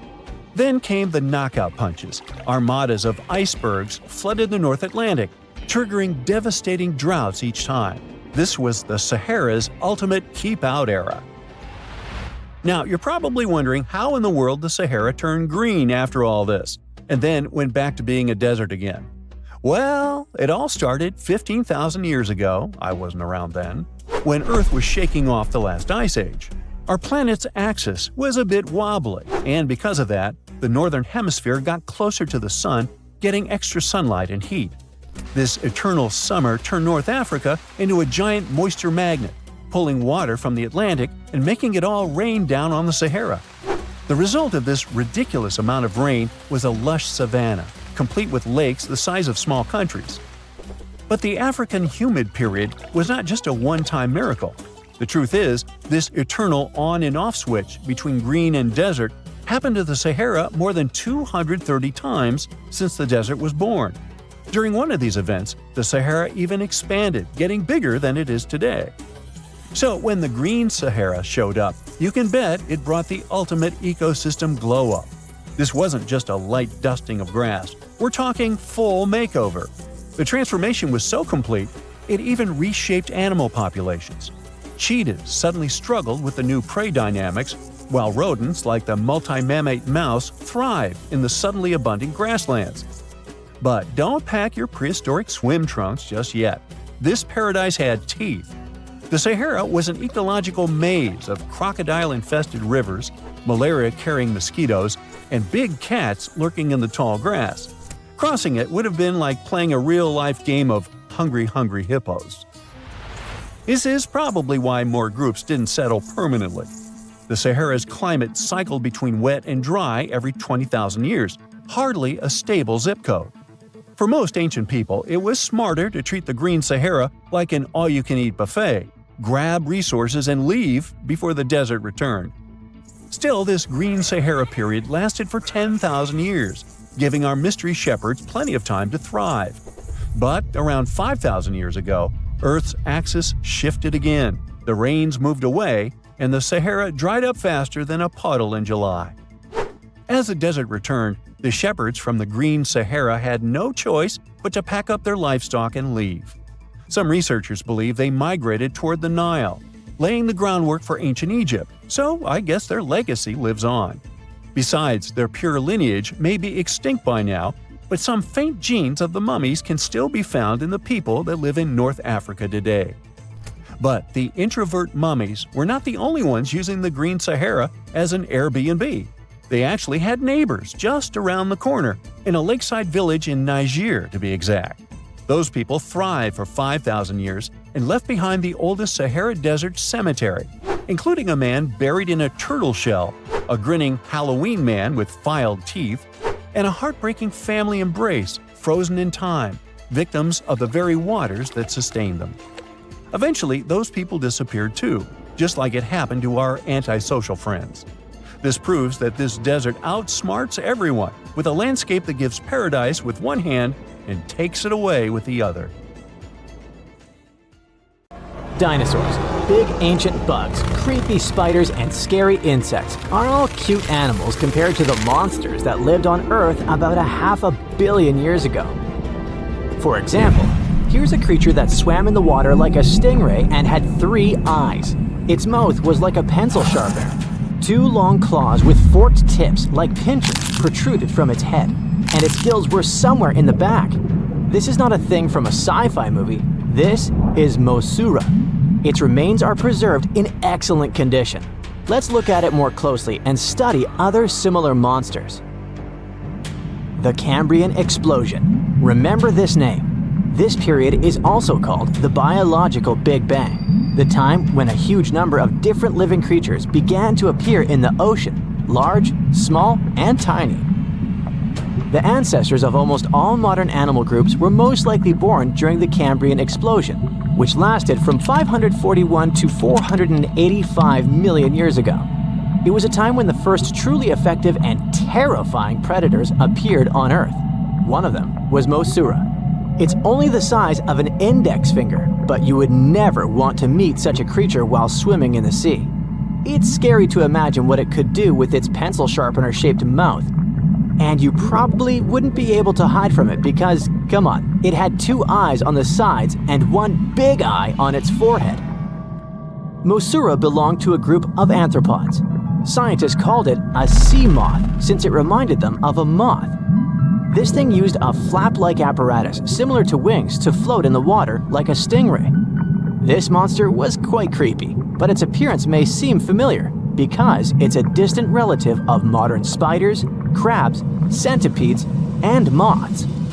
Scientists found several 506 million-year-old Mosura fossils, but unlike many other similar finds, these ones have been preserved in excellent condition. The found fossils showed sharp claws, a toothy jaw, and large gills in the tail section. Some parts of the fossil were so clear that they revealed the details of the creature's internal anatomy, including parts of its nervous and circulatory systems and digestive tract. It had jointed limbs like those of modern insects and crustaceans. When this monster swam in the sea, it probably grabbed its prey with long spiked claws sticking out of its head. Many Mosura relatives have claws covered with multiple spikes, which help them grab food. But that ancient creature had smooth claws forked at the tips. That is, it grabbed the prey with those tongs, using them like chopsticks, and then brought it to its mouth. Of course, this is an assumption, and nobody saw how this creature actually did it. Unlike many other similar animals, Mosura's posterior segmented body was studded with gills.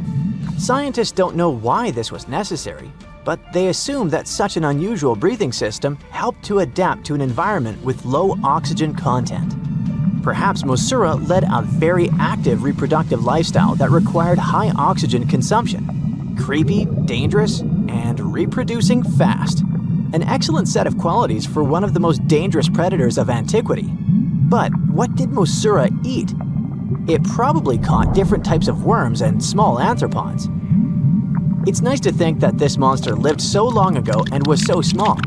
But what if this creature was the size of a shark and was swimming in the ocean these days? Perhaps it would become a dominant dweller and people would swim much less along the coast. Mosura lived in the water but was discovered in the Burgess Shale Rock Formation in the Canadian Rockies. Many mountains on Earth were once the seabed inhabited by strange creatures. One of them was Opabinia. It had 5 eyes, a mouth facing backward, a long trunk and claws instead of a nose. Wait, what? It's too strange even for science fiction, even for outer space. In its eccentricity, Opabinia was perhaps the loneliest creature on Earth. Scientists couldn't find another species that would be similar to this individual until recently. Meet Utaurora. It seems to belong to the same species as Opabinia. Its inch-long body was divided into 14 to 15 furrows. Each of them ended in a pointed flap. Opabinia had the same body, but it's unlikely that both monsters were friends. The difference between their timelines was several million years. It's hard to imagine why these monsters needed such strange body structures. Why haven't modern filmmakers used the design of those animals to create cool space monsters yet? Okay, they were creepy creatures, but what about weird and kinda useless ones? Scientists have discovered Su, a legless creature with no head turned inside out. Huh? This 444 million-year-old creature was found in South Africa, north of Cape Town. They called it Su after the discoverer's mother. In fact, it's some kind of new arthropod species that may have lived in low-oxygen waters. This creature was turned inside out, and the outer shell with the legs and head was lost. Thanks to mineralization, muscles, tendons, and even Sue's intestines were preserved on the fossil. It's a great success to find such detailed remains of an ancient creature. However, scientists still can't determine the evolutionary history of this species. They're sure that it was a primitive marine arthropod. Okay, we can see that 500 million years ago, Earth was filled with creepy monsters, which fortunately are now extinct. But what about trees? Were they the same as we see now? Or was there something else? Something creepy? Oh yeah. Scientists have discovered a new kind of living organism similar to a tree or a mushroom. It was gigantic and had a very minimalistic design. Meet the Prototaxites.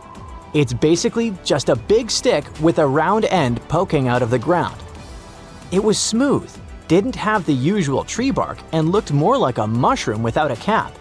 But scientists have recently found out that it wasn't a mushroom at all.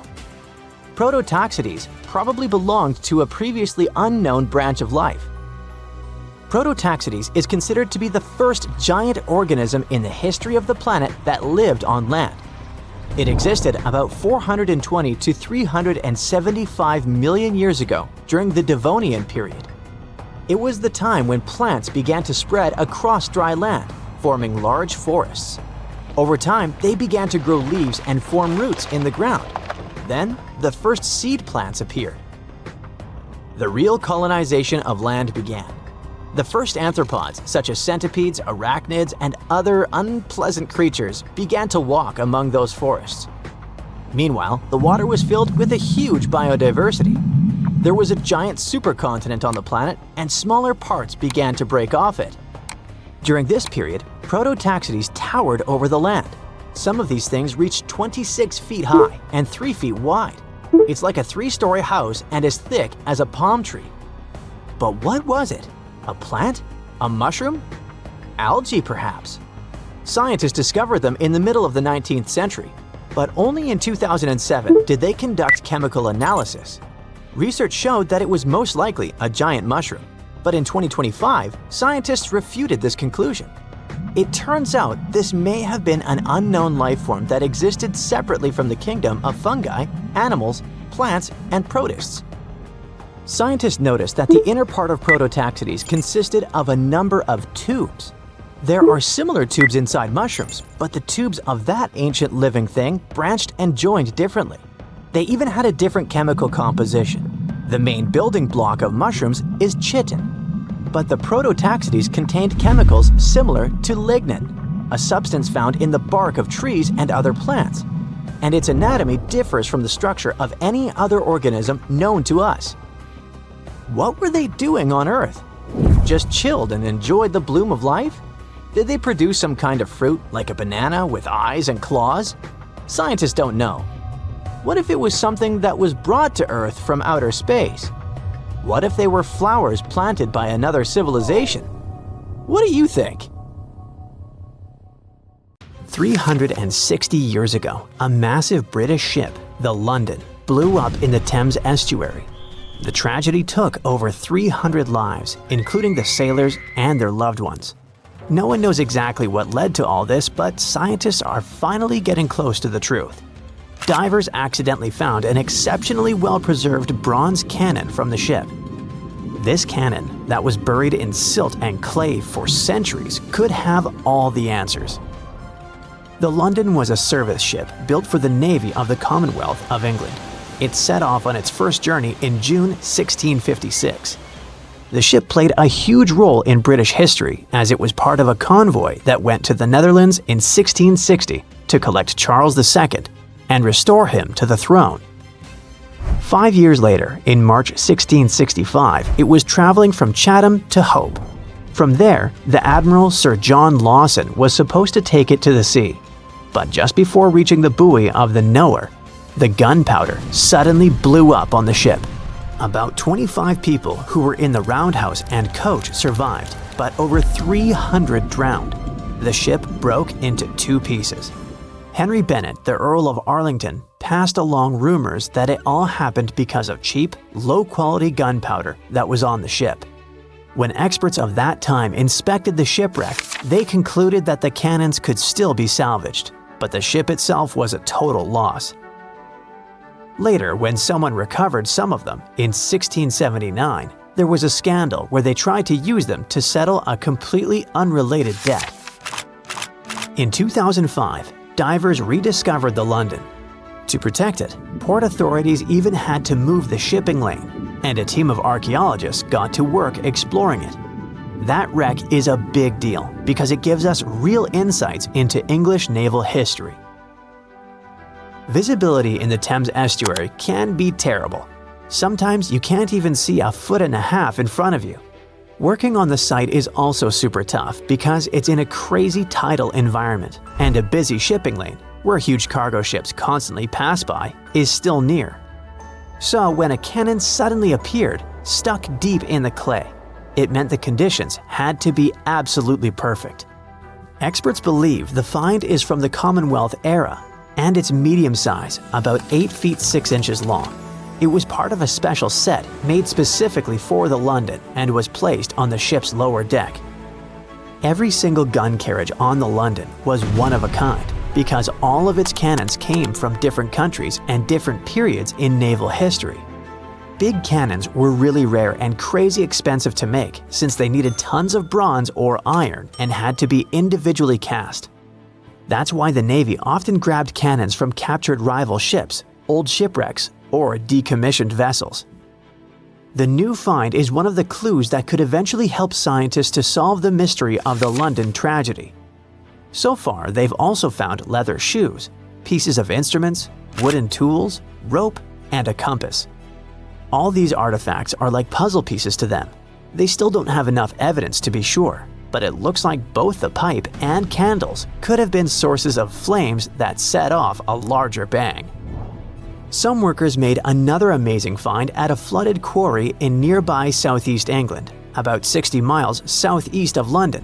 They stumbled upon the remains of a rare Elizabethan-era ship hundreds of yards away from the nearest coastline. Finding a ship from the late 1500s is a huge deal, because very few vessels from that time have survived. Studying it could help scientists answer some big questions about an important era in history, when England was becoming a major player in European trade. Today, the quarry site is about 1,000 feet from the sea, but back in the 1500s, it was actually part of the coastline. Archaeologists think the ship either wrecked on a rocky headland or someone dumped it there when it was too damaged to sail anymore.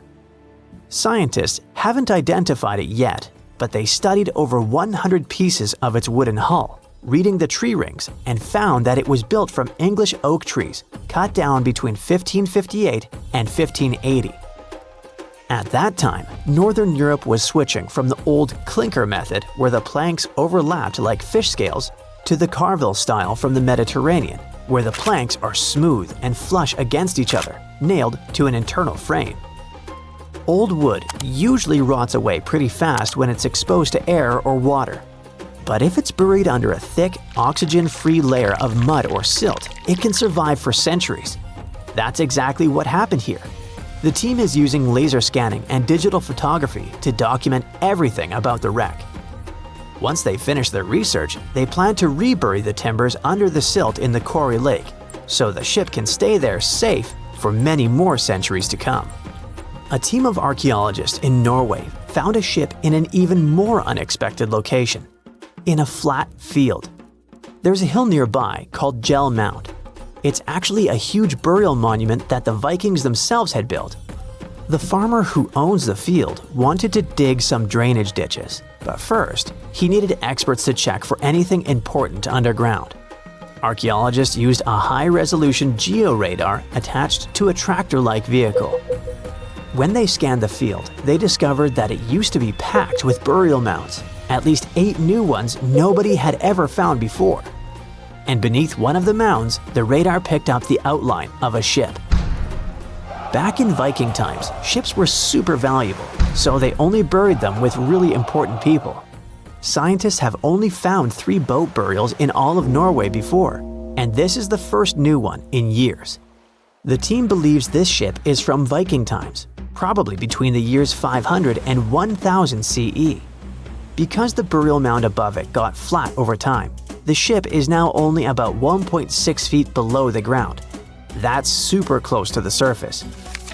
It's around 66 feet long, and the radar showed that parts like the keel and the floorboards are still preserved. The archaeologists plan to explore more using non-invasive tools so they don't wreck anything by accident. If they need to, they'll start an excavation.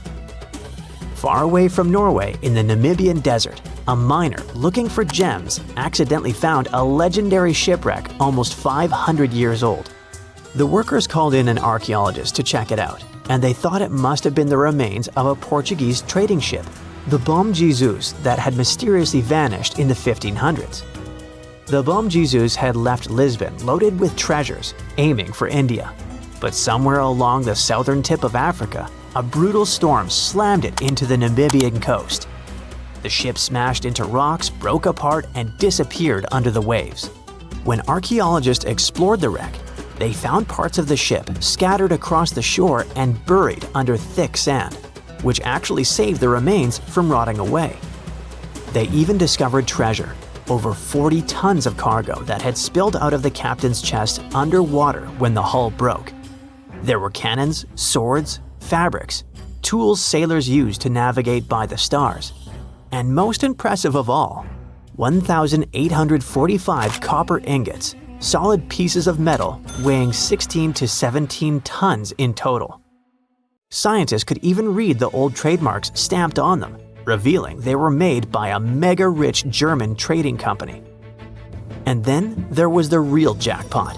More than 2,000 gold and silver coins from all over the world, Portugal, Venice, France, and the Moorish states, plus 105 giant elephant tusks weighing about 2 tons. The tusks were likely on their way to become luxury goods like jewelry and fine carvings. DNA tests later showed the ivory came from West African forest and savanna elephants.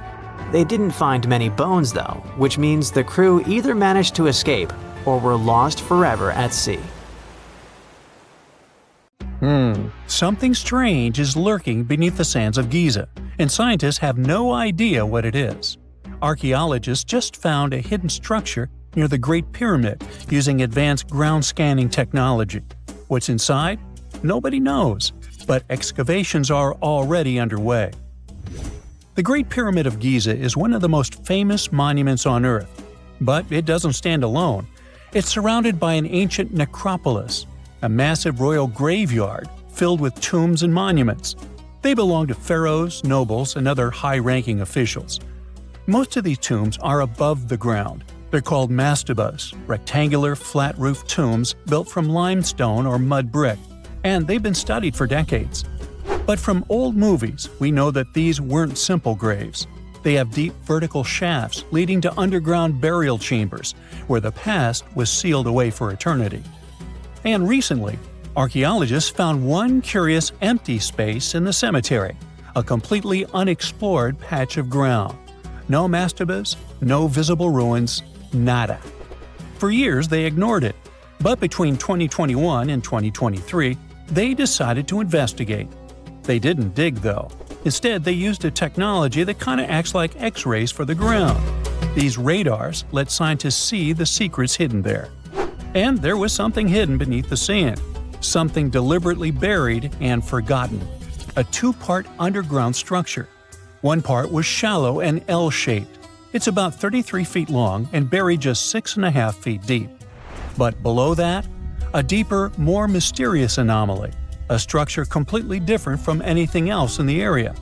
They called it a highly resistive anomaly, which means it's dense and solid, likely made of stone, sand, or even metal. And still, no one has a clue what's inside it. Now, it's clear that humans made the L shape. It wasn't formed by nature, and the shallower structure might have been an entrance to whatever is hidden below. But they only have some theories about what might be hidden there. It's also filled with sand and gravel. It was probably deliberately backfilled after its construction, perhaps to preserve this. Why? Well, we don't know yet. The archaeological team will need to excavate to understand what exactly this thing was and why it was built. The first guess is a lost burial chamber. Many tombs in Giza have underground burial sites, but most have clear surface markers. This one, for some reason, has nothing, but it could be one of them. The second guess is an ancient offering chapel. Egyptologists know that some chapels were built in this shape, but usually they were above ground, not buried like this. And finally, it might be something we've never seen before. If this turns out to be a new type of structure, it could rewrite what we know about the burials of pharaohs. The only way to know for sure is to dig it up. And that's exactly what's happening right now. Excavations are already underway. Archaeologists are racing against time to uncover the truth. But there's a real danger there too. Giza's fragile ancient structures need to be handled carefully. Otherwise, they could be damaged beyond repair. So all we can do is wait for the truth. Now, these tombs always held fascinating mysteries. Unfortunately, we'll never learn tons of these mysteries because of some relentless tomb robbers. Egyptian tombs were built to guard the bodies for eternity. But that absolutely didn't stop people from breaking in and stealing everything valuable inside. They've been bothering these ancient sites for thousands of years, starting way back in Pharaoh's times. Many of the most famous tombs, including those in Giza, Saqqara, and the Valley of the Kings, were looted. It was a common practice in ancient Egypt. And they were serious about this whole thing. They dug secret tunnels to bypass traps and walls, bribed or threatened tomb workers to get inside knowledge, cracked open sarcophagi to grab gold, jewelry, and artifacts. And by the time modern archaeologists got to most of these tombs, they had already been picked clean. The reigning pharaohs got tired of this infuriating nonsense. The Valley of the Kings, the famous burial ground of Egyptian royalty, was supposed to be the ultimate safe zone. Tombs were built deep underground, hidden in the desert. Passages were sealed with giant stone blocks. False doors and traps were added to confuse thieves. Even curses were written on the walls, warnings of horrible endings for anyone who dared to disturb the tomb, which is exactly where we got all those horror stories about mummies from. Spoiler alert, none of it worked. Most tombs in the Valley of the Kings were fully robbed within 100 years of being sealed. Even King Tutankhamun's tomb, one of the most famous in history, was broken into twice in ancient times. Some of them decided to try and fight back. The New Kingdom rulers built hidden unmarked tombs in a way that should have prevented the looters from finding them, but didn't work. Some pharaohs, like Ramses II, were moved in secret to prevent their bodies from being stolen. Nope, didn't matter. The grave robbers always won. That's because tomb raiders weren't just random thieves. They were skilled, organized, and well-connected. They knew exactly where to look. Many were the ones who had built these sites in the first place, and they knew where the entrances were. If they couldn't smash through the doors, they'd dig through the walls, floors, and even ceilings to break inside. They also worked fast, often within a few years after the tombs were sealed, before anyone forgot where the valuable stuff was. The Khufu's pyramid, the one that's next to this newly discovered structure, was looted long before modern times. The one thing left inside when explorers got there? An empty granite box where the sarcophagus used to be. Unfortunately, it's not just about gold. History itself gets stolen during these raids. Ancient Egyptians wrote detailed records of what exactly and where they buried. So when archaeologists compare these lists to what's found, they can see what's missing, which is often everything valuable. Most artifacts don't end up in museums. They just disappear into private collections, where they can never be studied again. Which is, of course, completely unfair. In fact, a few countries have had enough and started passing laws to take historical artifacts back from private collectors. In Italy, if you own an ancient Roman artifact, you must prove you got it legally. China is actively hunting down stolen artifacts, and they must find ways to retrieve it back from the Western collectors. In Egypt, they passed new laws making it illegal for private citizens to own any ancient Egyptian artifacts at all. Other countries, like the US, the UK, Germany, or Switzerland, are completely fine with rich guys owning their history. The British Museum is built on looted things. European empires invaded half the planet and took whatever they wanted back home. Their museums are often full of such stolen artifacts, and unfortunately, they refuse to give most of them back. For example, the Rosetta Stone. It was taken from Egypt by Napoleon's army, then stolen again by the British after they beat the French. Egypt has been demanding to return for years, but they still can't get it back. Or the Parthenon marbles. These magnificent massive Greek structures were taken from the Parthenon in Athens by a British lord in the 19th century. Greece has been begging for them back ever since, but the UK doesn't feel like it. Not to mention tons of Mesoamerican artifacts, scattered in various museums across the world. European explorers raided Mayan and Aztec temples, took statues, jewelry, and sacred objects, and now Mexico is fighting to get them back. Well, wouldn't it be surprising even if this mysterious underground chamber has somehow been looted already? But if it's a newly found place, could it be one of the few that escaped the hands of grave robbers? Could there still be ancient artifacts, untouched for 4,500 years? We can only hope that those guys didn't get there first. Okay, what if I tell you that the extraterrestrials we all imagine as little green men may actually look like very normal Earthlings and chill in Europe? This is the Iberian Peninsula, and people living there are under suspicion. Ooh. Here's the reason. Somehow, parts of the most important artifacts that the Iberian civilization called Treasure of Volena are made of metal that simply can't be found on Earth, because it's metal from a meteorite. Now let's tackle this step by step. This is the artifact itself, and it's composed of 59 different objects. Bowls, bottles, and bracelets. Is there a pattern there with all those bees?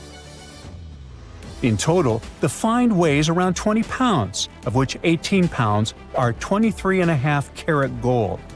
Now, if you're not a metal specialist, I'll clarify it for you right away. For comparison, 23 karat gold is 95.8% pure gold, so 23.5 karat is even purer. The remaining percentage goes to other metals to help add strength and durability to the precious alloy.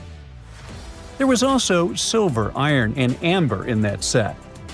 The artifact could have been pretty straightforward, but for these two, let's call them imposters. Look at this wrought iron bracelet and this hollow hemisphere. Can you see that? Those rusty lines on the hemisphere and the overall weird color of the bracelet do stand out, since everything else is made of purest gold. This all started back in 1963. When a researcher noticed a dark leaden metal among the shiny bowls and bottles.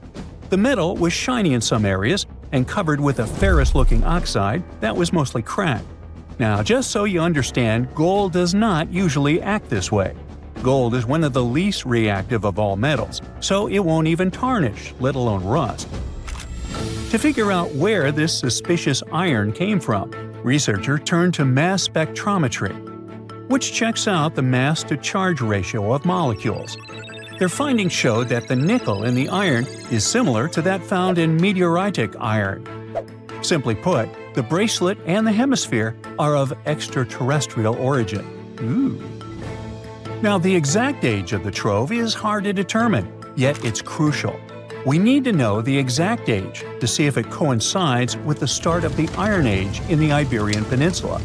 If it does, then no further questions here. But if it doesn't, well, it's, at the very least, weird, if not suspicious. So there's this three-age system. It comprises the Stone Age, then the Bronze Age, and then the Iron Age. The Stone Age is of no importance here, so let's compare the Bronze and the Iron Ages. The Bronze Age began when it was realized that combining copper and tin produced a material that was more durable than either metal alone. This era was all about major upgrades in tools and weapons. but two standout inventions were writing systems and the wheel. Then came the Iron Age. This time was all about slowly bringing iron into everyday life. Iron was way easier to shape into cool designs than bronze. Now this was a big deal, because iron, especially transformed into steel, provided significant improvements in all aspects of life. Tools became lighter, cheaper, and stronger compared to their bronze equivalents. You get it? Good. So researchers have long debated whether the treasure dates back to the post-Archaic era or the latter part of the Bronze Age. The most recent study claims that those artifacts were created in 1400 to 1200 BCE, and something really doesn't add up. First off, the Iron Age began around 500 years after these artifacts were crafted. Plus, ancient craftsmen couldn't know back then how to work with metals that landed on Earth approximately 1 million years ago. And while the dates are really hard to explain, there is a logical explanation for the craftsmanship. The theory here is that those metal workers simply had access to the fallen meteorite, and thus they could study it well and discover its properties before using it for decorative purposes. They could have figured it out through trial and error, and once they knew exactly how to work with this extraterrestrial metal, they proceeded to adorn the artifacts with it. Plus, there were the Phoenicians, who contributed to their craftsmanship. Now, it's true that the Iberian people have been processing metal and making pottery long before the Phoenicians settled on the peninsula. But the arrival of new metalworking techniques and the introduction of the potter's wheel enabled them to produce better quality goods much faster than before. So, we figured out the extraterrestrial origins of the Iberian artifacts. But guess what? This area is still under suspicion. The reason for that is the language they spoke. You see, for most modern languages people use today, there will always be some proto-language. Say for Italian, Spanish, and French, it's Latin, hence their similarities. But wait, Iberian was largely spoken where modern Spain is, so why isn't Spanish similar to it? Well, the truth is, no language today is similar to the Iberian. Maybe only the Basque language, but it's because of some similarities found in their numerical systems. Basque is classified as a language isolate, or simply unrelated to any other known languages, and the only language isolate in Europe. The Iberian language is unclassified. While the scripts written in it have been deciphered to various extents, the language itself remains largely unknown. And look at the alphabet the Iberians had. Looks like it doesn't really belong to our planet. But hold up, this one might be a bit of a stretch. When the Phoenicians came to the peninsula, they brought along their alphabet to the Iberians.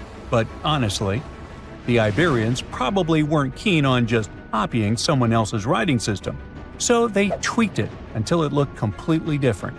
Let's just say they took some inspiration and ran with it.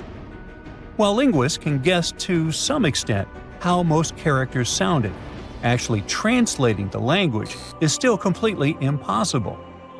The Iberian language was non-Indo-European and faded away over 2,000 years ago. And there aren't any similar languages left to help us out. Super frustrating, right? Yeah.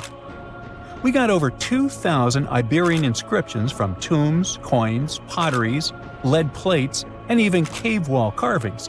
But aside from a handful of words, we're totally in the dark about what they mean. Now, if we could understand their language, we might have learned that they were great thinkers and all, but we can only contemplate the works of art they left.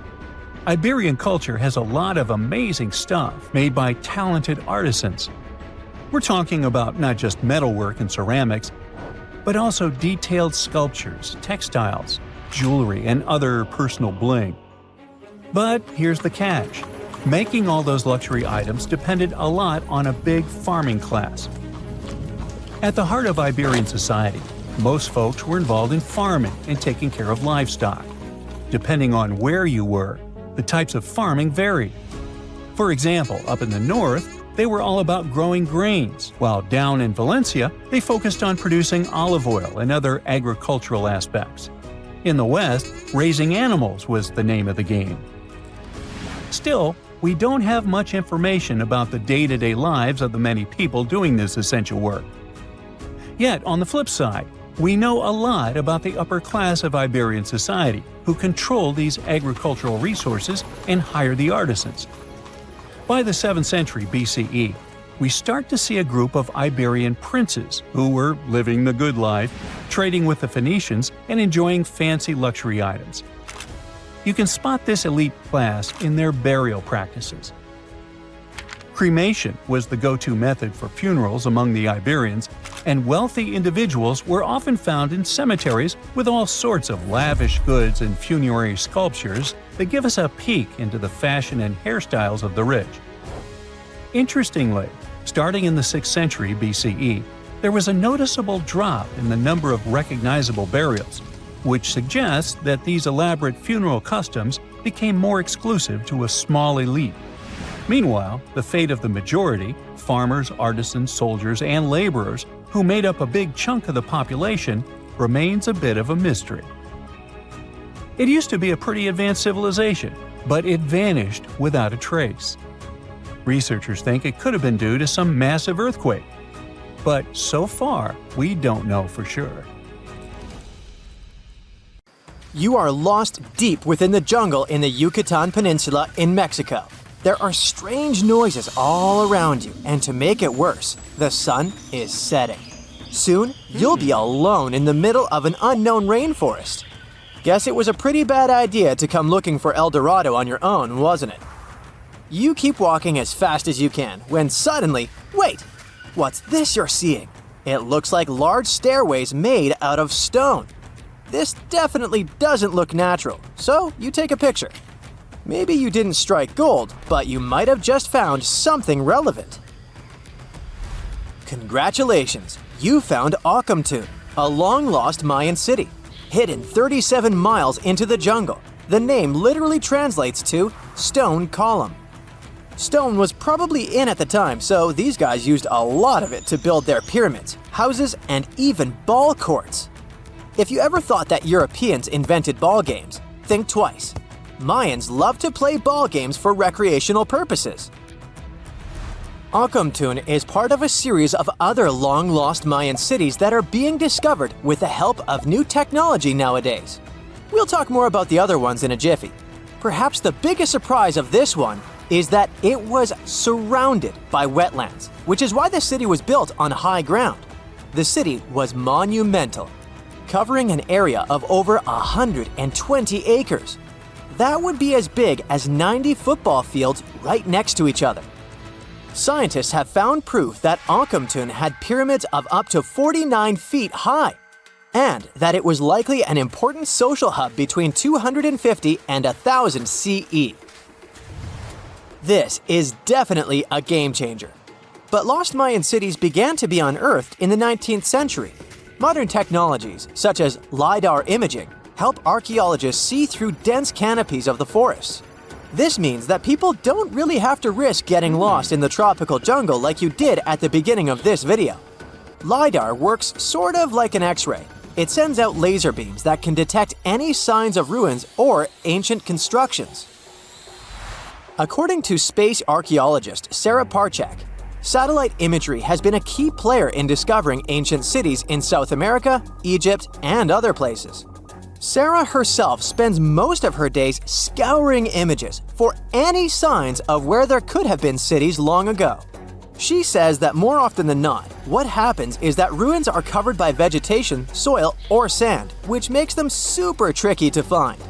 But thanks to these awesome tools, scientists also made the huge discovery of ancient Mayan causeways, which spread throughout old Mayan territories. I mean, take a look at these roadways. You'd expect to see ruins like this in places such as Portugal, England, or the United States.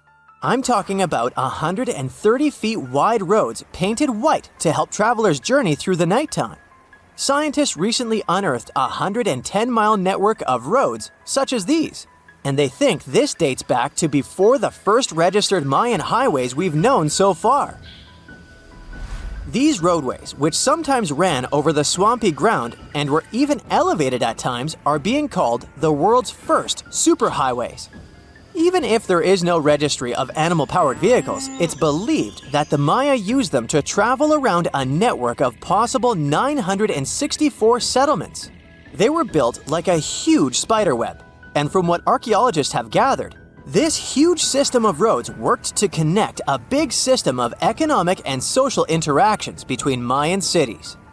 This completely debunks the traditional idea that the Mayan pre-classic period, which dates back to 2000 BCE, was made of small, tribal settlements. Imagine the manpower and engineering ability you need to muster to build something close to these white highways. Scientists believe that these causeways were built pretty much the same way as the Mayans built their pyramids, with a mixture of mud and quarry stone.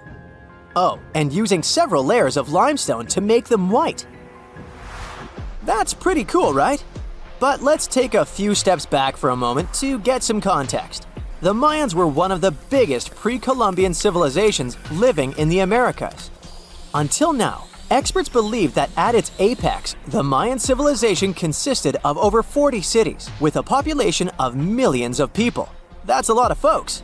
Their civilization spanned Mexico's Yucatan Peninsula, Guatemala, and Belize. And they survived mainly on agriculture. The thing is, the Yucatan Peninsula was an extremely difficult place to grow crops. So the Mayans had to develop a complex irrigation system in most of their cities. They built a series of ceremonial buildings, pyramids, and plazas. The Mayans might have been keen pyramid builders, but they also developed an advanced astronomical system. With whatever ancient technology they had, they were able to predict the exact location of planets such as Venus and Mars, as well as the exact dates of eclipses. If you've ever seen examples of ancient Mayan cities, this is Tikal. Located at the heart of the Guatemalan jungle, Tikal is believed to have been the capital of the ancient Mayan conquest state. At its height, it was comparable in importance to cities such as London or New York in today's world. It's composed of a series of complex monuments. The North Acropolis is one of Tikal's most ancient complexes of monuments. Built solely by human hands around 350 BCE, it served as the resting place of kings and chiefs. Its monuments are up to 200 feet high. Back in the day, the step pyramid temples were painted a beautiful red. Mayans loved that color. Today, of course, you'll only see the limestone. Then there's Chichen Itza. It's got one of the best preserved pyramids on Earth to date. Located in Mexico's Yucatan state, this Mayan city is well over 1,500 years old. At its peak, it was home to 35,000 people. The site covers 4 square miles of land. The highlight is El Castillo, a tremendous step-like temple standing 80 feet above ground. Its most peculiar feature is that it has 91 steps up each of its 4 sides, including the upper platform, which makes for 365 steps, the same number of days as the solar year. You can see that these folks were a pretty big deal, huh? That's why nobody can really understand what happened to them. There's a big lack of evidence on the decline of this almighty empire. What could have been the cause of their demise? Was it a drought? New research in 2017 did bring some new discoveries into the mix. Using data from a site at Ceibal, located at southwest of Tikal, scientists analyzed radiocarbon data from ceramics and archaeological excavations to extract new information about the unexpected demise of this great civilization. The information shows that instead of a sudden collapse, the Mayans most likely fell in waves of social instability and political crises. These events are believed to have deteriorated Mayan city centers and began causing the dispersion of the Mayan population. It's hard to pinpoint the exact causes, though. But hey, recent discoveries are shedding a big light on humanity's past. Not only about the Mayan Empire, but about other long-lost civilizations of South America. A major recent discovery in Brazil was done using satellite imaging technology and is also shocking scientists. Some images from near the Xingu River, also in the Amazon, suggest that cities of millions of people might have existed inside the jungle, way before our modern civilization ever existed. I mean, if this doesn't shock you, I don't know what will. Satellite imagery also detected a network of trenches dating back to 200 and 1200 CE in the Bolivian Amazon forest. These proofs suggest settlements that could have supported around 60,000 people right in the middle of the Amazon forest. When researchers from the University of Florida went on ground to check the satellite information, they were shocked to find several mounds that were accompanied by ditches and geoglyphs. Archaeologists also found remnants of carefully designed walls centered around plazas, much like the type of construction done by the ancient Mayans. A Portuguese archaeologist just discovered a bunch of sunken ships filled with gold, including a Spanish galleon with 22 tons of gold and silver. This much gold today is worth about $2 billion, and this is the money from one ship alone. Archaeologist Alexandre Monteiro made this discovery almost by accident. He was studying some documents when he found some information about a ship that went missing in 1615, and he decided he wanted to find it. After many years, Alexandre found not just this specific ship, he actually discovered 8,620 shipwrecks in the waters of Portugal alone. Out of this number, 250 are gold-filled shipwrecks, a discovery that would make any Jack Sparrow shake in his boots. Most of these ships went down for boring reasons like the weather, but sometimes they were destroyed in battles, which may or may not have been super epic. They were carrying gold and other treasures from the New World to Europe, and of course, everyone wanted a share. Alexandre had been studying historical shipwrecks for 30 years now, so he has discovered many ships that went down in somewhat glorious ways. In 1816, for example, a ship of one of the richest men in Portugal sank in Australia with an insane amount of 66,000 silver coins. This was the first ship from Portugal to ever plunge in the waters of Australia. The bad news is that these ancient sunken vessels, filled with riches and epic stories, are not so easy to reach. They're deep down in the ocean and covered by sand. You could still try, but that would be stealing part of a country's history, and you wouldn't want to be that person, would you? Naturally, Portugal was not the only country that explored the seas back then. The coast of Europe is packed with sunken ships filled with gold. In fact, there are about 1 million historical shipwrecks underwater right now, and the treasures abandoned under the sea might be worth around $60 billion. It's an insane amount of money, but let me tell you that these gold-filled sunken ships aren't really worth the hassle. There are many stories of maritime treasure discoveries that turned into insane lawsuits and even long jail time. Our first story starts in 1746, when a violent storm crashed a ship called Prince de Conti near an island in Brittany. The ship was filled with tea, ceramics, and 100 gold ingots. Of course, the owners of the ship tried to save the loot, but if it's not easy now, imagine how it was back in the 18th century. It took more than 200 years for the vessel to be found. It finally happened in 1975, when a group of French men discovered it and decided to take pretty much every valuable thing they could find. Now, I said these things were not worth the trouble for a reason. In France, if you find anything that can be historical, you must declare it to the local authorities within 48 hours. Fail to comply, and you will be committing something known as a crime. To be fair, our French friends here did declare their findings, but only the corroded cannons from the ship. And the gold? Well, they sold it. Obviously, because each gold bar is worth between $125,000 to $231,000. It took French authorities almost 50 years to retrieve the stolen gold, and they didn't retrieve all of it. Part of it was bought by an elderly couple living in Florida, and the crime is so serious they were charged for connection with money laundering, organized crime, and the trafficking of cultural goods. The poachers also sold some gold ingots to the British Museum collection. Now, let's go back to the 1850s, when a steamer called SS Central America traveled from Panama to California and back again.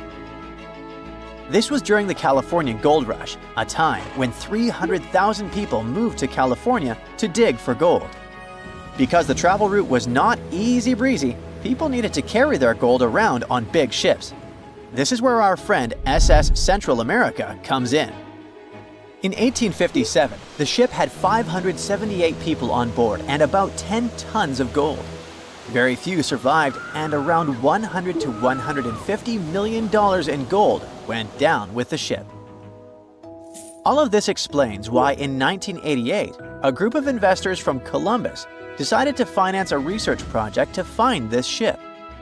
The research was led by a guy named Tommy Thompson. Tommy was really crazy about the idea of finding this sunken ship filled with gold. It took him years to find the exact location of the SS Central America, especially because the ship was 7,500 feet beneath the surface of the Atlantic Ocean, and retrieving it required a lot of fancy tech. A group of 161 investors paid for his adventure, but it goes without saying that they were not doing this out of love from their hearts. They invested $12.5 million in this project because they were expecting to earn at least 10 times more. But since life is not all sunshine and rainbows, 39 insurance companies sued the research team as soon as they retrieved the gold. Back when the ship was up and running, these companies insured the cargo of the SS Central America, and when the cargo was finally retrieved, more than 100 years later, they wanted to be compensated. They said it was not their job to retrieve it, but that doesn't mean they abandoned it. This crazy talk didn't stick, and 92% of the gold was given to the research team. The plot thickened when the investors were scammed by none other than Tommy Thompson, who fled with $4.16 million. He also had 500 gold coins, but he's not telling a soul where they are. Nonsense like this is the reason why most countries have rules to protect cultural properties. And yes, sometimes shipwrecks can be a cultural property. Obviously, there are many maritime treasure discoveries that happen without breaking any laws. The SS City of Cairo, for example, was a steamship that submerged in 1929 with 2,000 boxes of silver coins weighing 122 tons. A company called Deep Ocean Search retrieved the coins from a depth of 17,000 feet, which is 4,500 feet lower than the Titanic. 34 million pounds went to the UK Treasury, and the Deep Ocean Search also got a share. The good news here is that some of the coins can be bought by collectors, legally. Paying for a treasure is probably the closest you can get to an underwater archaeology find. I know, all I did was destroy your piracy dreams. But while raiding gold-filled shipwrecks may be a crime in most countries, or just financially impossible for us mere mortals, not all hope is lost. There is about $771 trillion worth of gold lying on the ocean floor, and it doesn't have an owner. It's like an underwater gold mine, except the gold is in the water. You know how the water of the ocean is salty? Well, the gold gets mixed with the minerals in the water, so it's not like you stumble upon a gold nugget on the beach. Each liter of ocean water has 13 billionths of a gram of gold, and it's very difficult to extract such tiny particles of gold from the water. But that doesn't mean people haven't tried, and, of course, there's been a scam here too. In the 1890s, a guy claimed he had invented a thing that would suck gold from the seawater. When he got enough money, he fled the country with the cash. If you really want to get some gold, you could try to extract it from the Earth's core, which has 1.6 quadrillion tons of gold. There's 16 times more gold in the Earth's core than what humans have mined in the whole of history. No hoax involved here, because nobody has dared to go down there yet. With archaeologists discovering gold-filled sunken ships out and about, maybe we can make our own maritime treasure discoveries, or at least save enough money to buy some silver coins.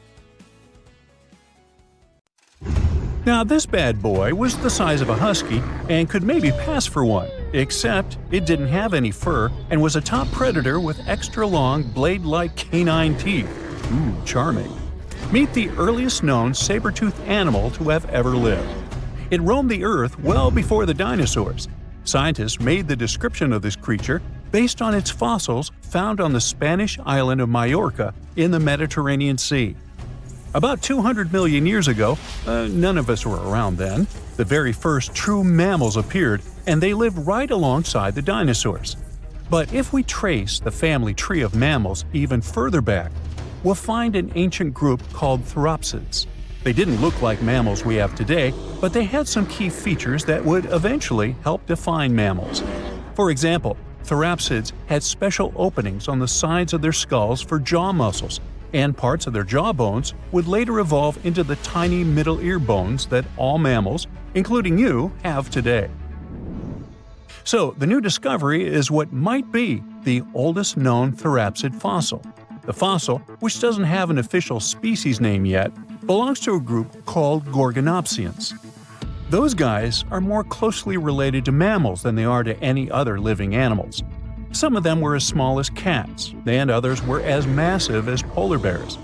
Gorgonopsians had some very mammal-like traits, like different types of teeth for different jobs. But unlike mammals, these ancient predators kept replacing their teeth, even their giant saber-like canines, over and over during their lives. Hey, that would be handy. Until now, the oldest Gorgonopsian fossils we knew about were around 265 million years old. But this new fossil is even older, dating back between 270 and 280 million years. The find was super detailed and complete, including its sharp knife-like fangs, part of its jaw, pieces of its spine, ribs, tailbones, and toe bones, plus most of one of its back legs. Even though the creature's skull wasn't complete, the scientists think it was about 7 inches long, and the animal itself would have been around the size of a medium-large dog, weighing between 66 and 88 pounds. But other than that, it didn't really look much like a dog. Even though it had some lizard-like features, calling it a lizard dog is totally wrong. Mammals and reptiles do share a super ancient ancestor from about 320 million years ago, but their evolutionary paths split a long time ago. When the newly found creature was alive, the island of Majorca was right in the middle of the gigantic supercontinent Pangaea. Back then, this area went through super wet and super dry seasons. Scientists have always wondered if major moments in mammal history happened in tropical places like this, but we just didn't have the right fossils to prove it. Now, with the discovery of the oldest known Gorgonopsian in Majorca, the missing pieces of the puzzle are coming together. It looks like some huge steps in mammal evolution could have happened in low-latitude environments we haven't explored much yet. The so-called gap in the fossil record might just be because paleontologists weren't looking in the right spots. Our hero of the day wasn't the only cool guy rocking the planet before dinos settled in. Over 500 million years ago, the weirdest predators to have ever existed ruled the oceans. The name is a bit tricky to pronounce, so I'm not going to. Okay, it's Anomalocaris, but it just literally means unusual shrimp. This creature looked nothing like anything alive today. Scientists think it was the first true apex predator, the orca of its time. Anomalocaris was massive for its era, as it grew up to 3 feet from its sharp grabbing arms to the tips of its tail fins. For a while, everyone thought trilobites were its go-to meal, but new research shows it wasn't strong enough to crack open trilobite armor. So instead, it was a speedy, agile hunter with awesome vision, and it often picked off soft-body animals that zipped through the open water. Now, another really cool creature from pre-dino times is a fish that could walk on land. Tiktaalik lived in marshy rivers that looked a lot like today's Amazon rainforest. It could grow up to 9 feet long, and it found its prey in rivers and inlets like a modern-day freshwater crocodile. It had a flexible neck and even some early versions of lungs, and thanks to them, it could survive both in water and out of it. Why fish like Tiktaalik started moving toward land about 395 million years ago is still a bit of a mystery. Around that time, the ancient supercontinent called Gondwana was drifting closer to the land that would become North America. This slow movement created lots of shallow, swampy habitats, which were perfect places for crocodile-like animals to thrive. Plus, these areas were near the equator, so they were warm and tropical. But there wasn't a lot of food waiting for them on land, so maybe they moved there for safety reasons. There were fewer predators and better spots to lay eggs there compared to the water. Creatures first adapted to living in open water, then shallow water, then marshes and river edges, and only after a long, slow transition did they finally step fully onto land. Now, how about a millipede the size of a small car and weighing as much as a large dog? This beauty lived over 300 million years ago in what is now England. Back then, during the Carboniferous period, Earth's atmosphere had way more oxygen, over 26%, compared to today's 21%. Scientists used to think the high oxygen levels were the only reason these creatures could get so big. But back then, they found a new fossil from a time when oxygen wasn't that much higher than today. They discovered it purely by accident, when a boulder split just right and revealed one of the most complete and largest giant millipede specimens ever. This one could have lived not just in swampy areas, but also in open woodlands filled with tasty seeds, nuts, and maybe even small animals. There's a chance that this beast wasn't a slow, plant-munching crawler, but a predator that would snap up whatever it could find. After dominating the Earth for about 45 million years, the giant millipedes eventually vanished. Probably the reptiles pushed them out, clearing the way for the age of the dinosaurs. Now, in case you ever wondered what would happen if you crossed a polar bear with a saber-toothed cat, here's the answer.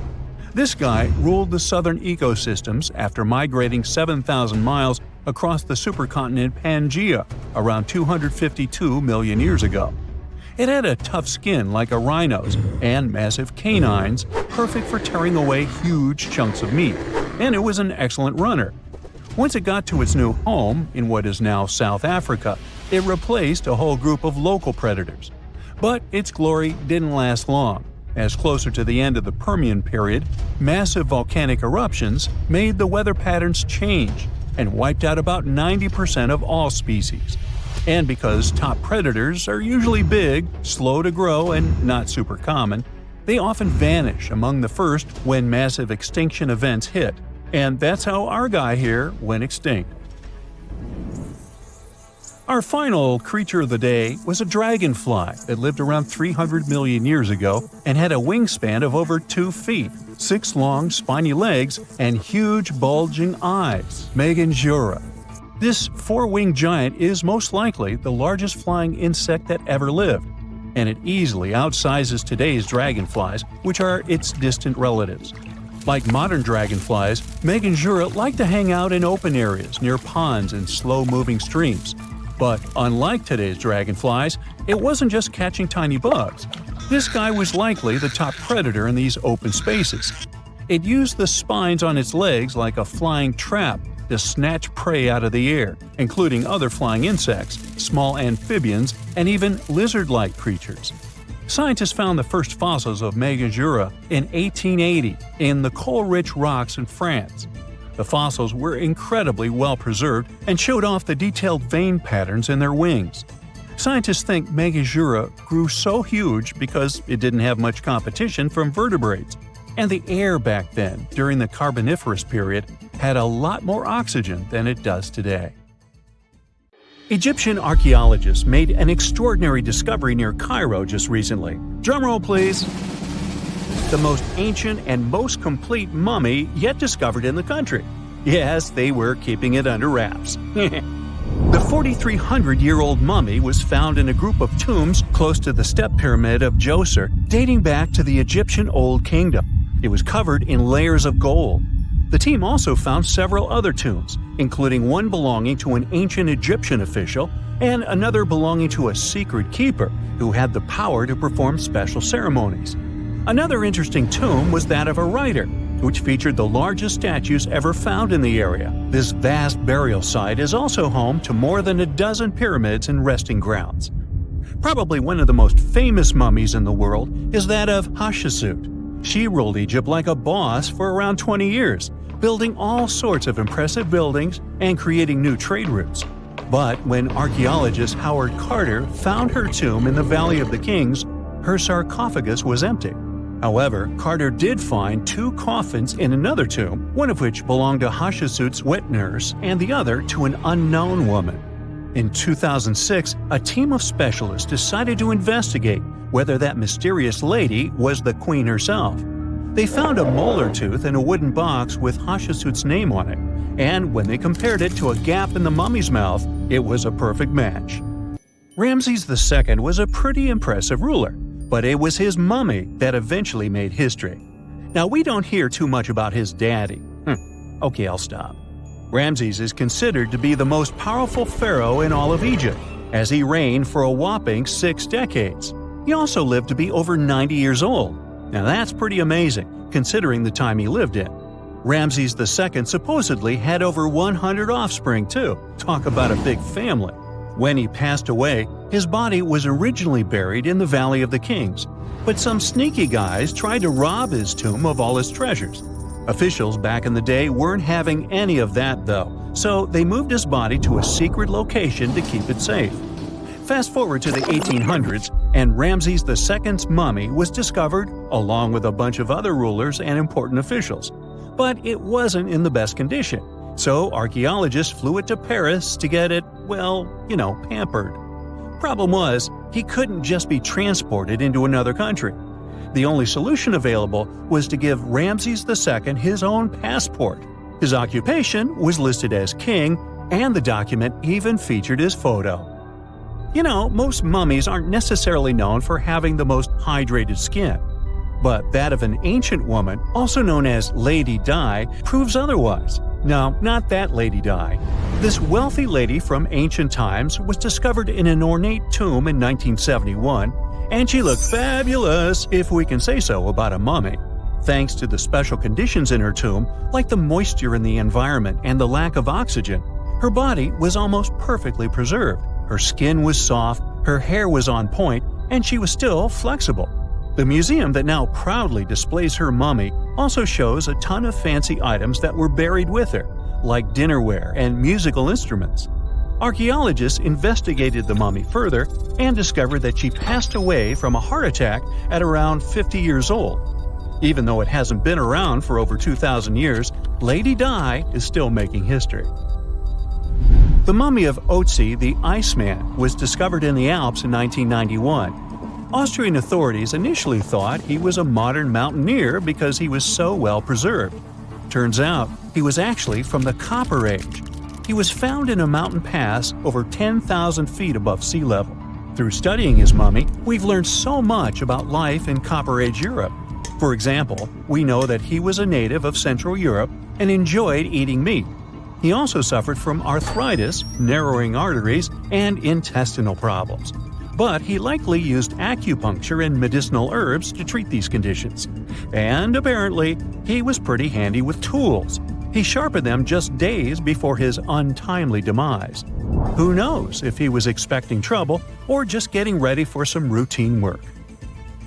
Now, King Tut and his story is most likely the one that made all mummies famous. This pharaoh passed away at the young age of 19, more than 3,000 years ago. But his mummy is still one of the most well-known in the world. When his tomb was opened in 1922, people went wild because it was still intact, unlike many other royal tombs. It had some seriously blinged-out coffins, including one made of solid gold. Not only did Tut's tomb give us a glimpse into ancient Egyptian history, but his mummy also taught us a lot about the time he lived in. DNA analysis helped identify his parents and revealed that the pharaoh had a rare bone disorder that might have made walking a bit tough. Now, Ginger is most likely one of the coolest mummies you'll ever hear about. He's like a time traveler from 5,000 years ago who's still looking fly with his golden hair and perfectly preserved nails. Ginger was discovered in Egypt and is believed to be the earliest known mummified body. Before people even knew about mummification, they used to place bodies in shallow graves in the hot, dry sand. And since the sand absorbed all the water, bacteria couldn't reproduce and the body was preserved naturally. Now, scientists are not sure if Ginger's preservation was intentional or not, but since he was buried with some pottery vessels, it's likely that whoever buried him knew some serious preservation techniques. If you want to meet Ginger in person, he's currently chilling at the British Museum. One Dutch art collector bought a statue from Asia and ended up finding a weird discovery. The statue contained a mummy hidden inside. Unfortunately, the body was too fragile to move, so they had to leave it there. The coolest part is that this mummy is over 1,000 years old and was on display for 200 years before being encased in the statue. When scientists did a CT scan, they found out that the mummy was filled with paper scraps covered in writings. Experts think he might have done this thing called self-mummification, which is a pretty intense process involving a special diet and tea that makes your body less prone to bacteria. Only a few people could handle this ritual, and those who managed to do that were seriously respected. No other Egyptian queen has baffled scientists and historians like the stunning Nefertiti. Based on her statues, she was known for her slender neck, wide eyes, and high cheekbones. Her name translates to "the beautiful woman has come." Talk about living up to your name, huh? Even though she wasn't a pharaoh herself, Nefertiti still managed to leave a lasting impression. Written records suggest that, as a wife and queen, she held an incredibly influential role. Because of her power, she was indeed admired, but she also managed to make quite a lot of enemies throughout her life. She was also related to King Tut, but not biologically. Rather, she was his stepmother. So far, locals have yet to identify her mummy, but that may soon change. A local Egyptologist who has been busy excavating tombs in the Valley of the Kings has found 2 mummies that he believes could be Nefertiti and her daughter. According to specialists, we may soon finally get a definitive answer about the identity of these 2 mummies. And if one of them does turn out to be Nefertiti, we could be in for a real treat. DNA analysis and CT scans of the mummy could give us the most complete and accurate image of the queen that we've ever seen. It's crazy to think that we've only scratched the surface of what lies beneath modern-day Egypt. Nefertiti ruled during a time of great power and prosperity in Egypt, but unfortunately passed away in a period of social turmoil, leading to her gravesite being lost. Now, where's my mummy? It's a perfect summer day. You're relaxing on the beach, dipping your toes into the cool water, when suddenly, bam! A 56-foot aquatic nightmare rockets from the waves. It's the size of 2 London double-decker buses, sporting about 60 razor-sharp teeth, including bonus chompers on the roof of its mouth, because why not? This aquatic beast isn't picky about its diet either. Sharks? Turtles? Other sea monsters? Yep, they're all on the menu. Meet the mosasaur, a group of marine reptiles that ruled the oceans millions of years ago. If you've seen Jurassic World, you'll recognize them as the stars of that epic moment when a massive creature leaps out of the water to snatch a great white shark like it's sushi. That's a mosasaurus, and it's every bit as terrifying as it sounds. Recently, scientists stumbled upon a fossil of one of those marine monsters in, of all places, Mississippi. Yes, Mississippi, the land of magnolias and catfish. Turns out it's also home to ancient sea dragons. This discovery was a happy accident. A team of geologists was mapping the terrain in east-central Mississippi when they noticed something strange poking out of the ground. It wasn't a rock or a seashell. It was a vertebra, and a massive one. In fact, it was so large it barely fit in the hand of the scientist who found it. The fossil likely belonged to the largest known species of mosasaur, the Mosasaurus hoffmanni. Now, the biggest mosasaur ever found clocked in at a staggering 56 feet long. This new specimen hit a solid 30 feet at least, and while it might not break the world record, it certainly makes the crown for the biggest mosasaur ever discovered in Mississippi. Fun fact, that's still longer than the average RV, and with way worse gas mileage.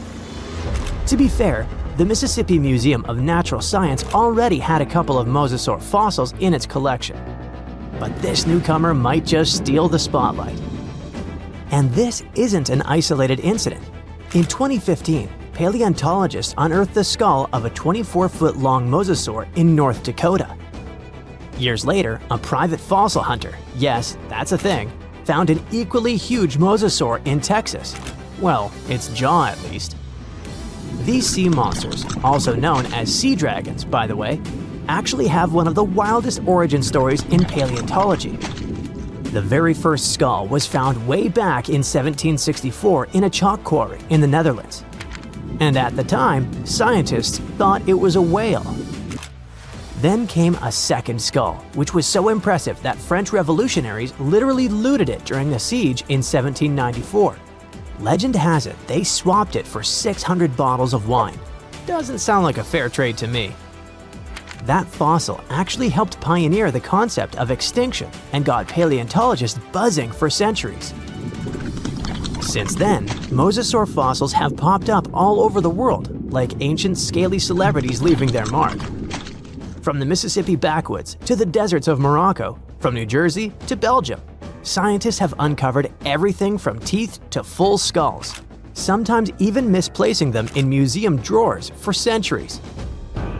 So what exactly were these terrifying titans of the deep? Well, let's just say, if ancient oceans had a most likely to eat everything in sight award, the mosasaur would win it.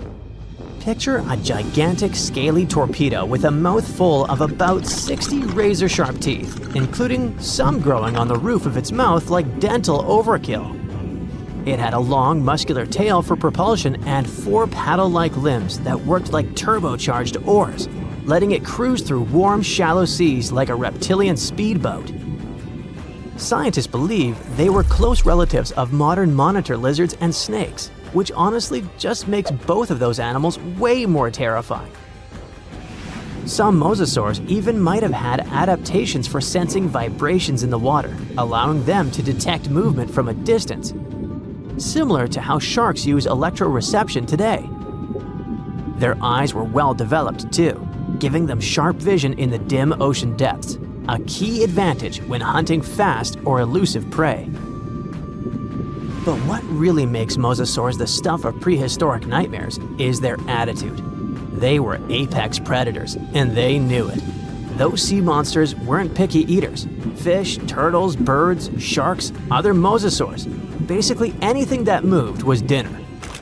Fossilized mosasaur stomach contents prove they practiced family dinner in the most metal way possible.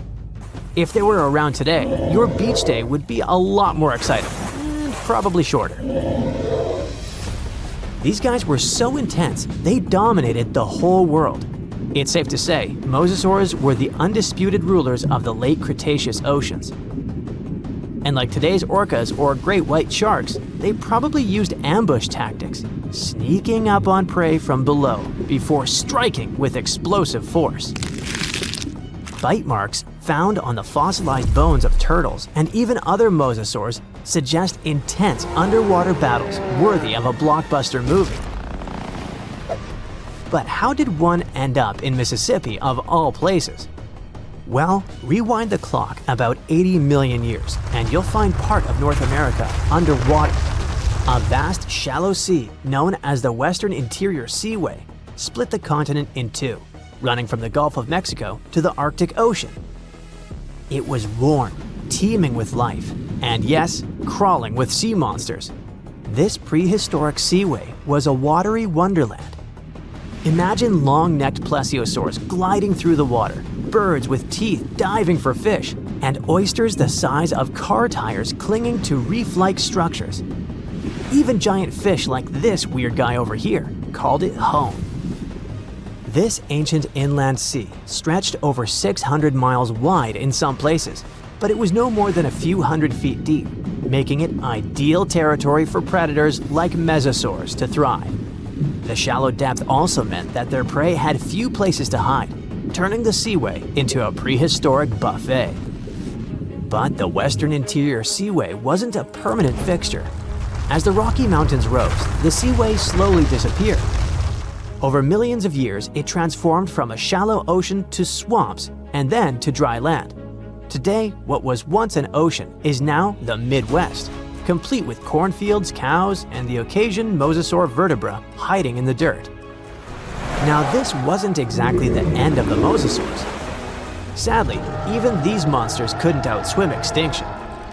Those massive sea beasts met their watery grave around 66 million years ago, when Earth got an unwelcome visitor, a 10-mile-wide asteroid. When that space rock slammed into what is now Mexico's Yucatan Peninsula, it unleashed destruction on a planetary scale. The impact triggered massive tsunamis, set forests ablaze, and shot so much debris into the atmosphere that sunlight was blocked out for months, maybe even years. This impact winter plunged Earth into a deep freeze. With sunlight gone, plants couldn't photosynthesize, and the food chain collapsed like a house of cards. On land, plant eaters starved, and predators like T-Rex soon followed. About 75% of all species on Earth disappeared. But don't think the oceans were a safe retreat. The seas were hit just as hard, if not worse. First came the mega tsunami that devastated marine life along coastlines. Then, the real villain arrived. You see, without sunlight, phytoplankton, those tiny microscopic plants that serve as the foundation of the marine food web, perished. With them went zooplankton, small fish and filter feeders. And when the buffet dried up, the big predators like the mosasaurs went hungry. No food, no future. With plunging temperatures and ocean acidification, even the ocean's top predators couldn't survive. Mosasaurs, along with plesiosaurs and ammonites, were wiped out in the blink of a geological eye. So ended the reign of sea monsters. The good news is that you can now swim at peace knowing that no sea dragon will ever come at you. I mean, it's a bummer that they went extinct, but let's be honest. Beach days are way more relaxing without 56-foot lizards crashing the party. That's it for today. So hey, if you pacified your curiosity, then give the video a like and share it with your friends. Or if you want more, just click on these videos and stay on the bright side.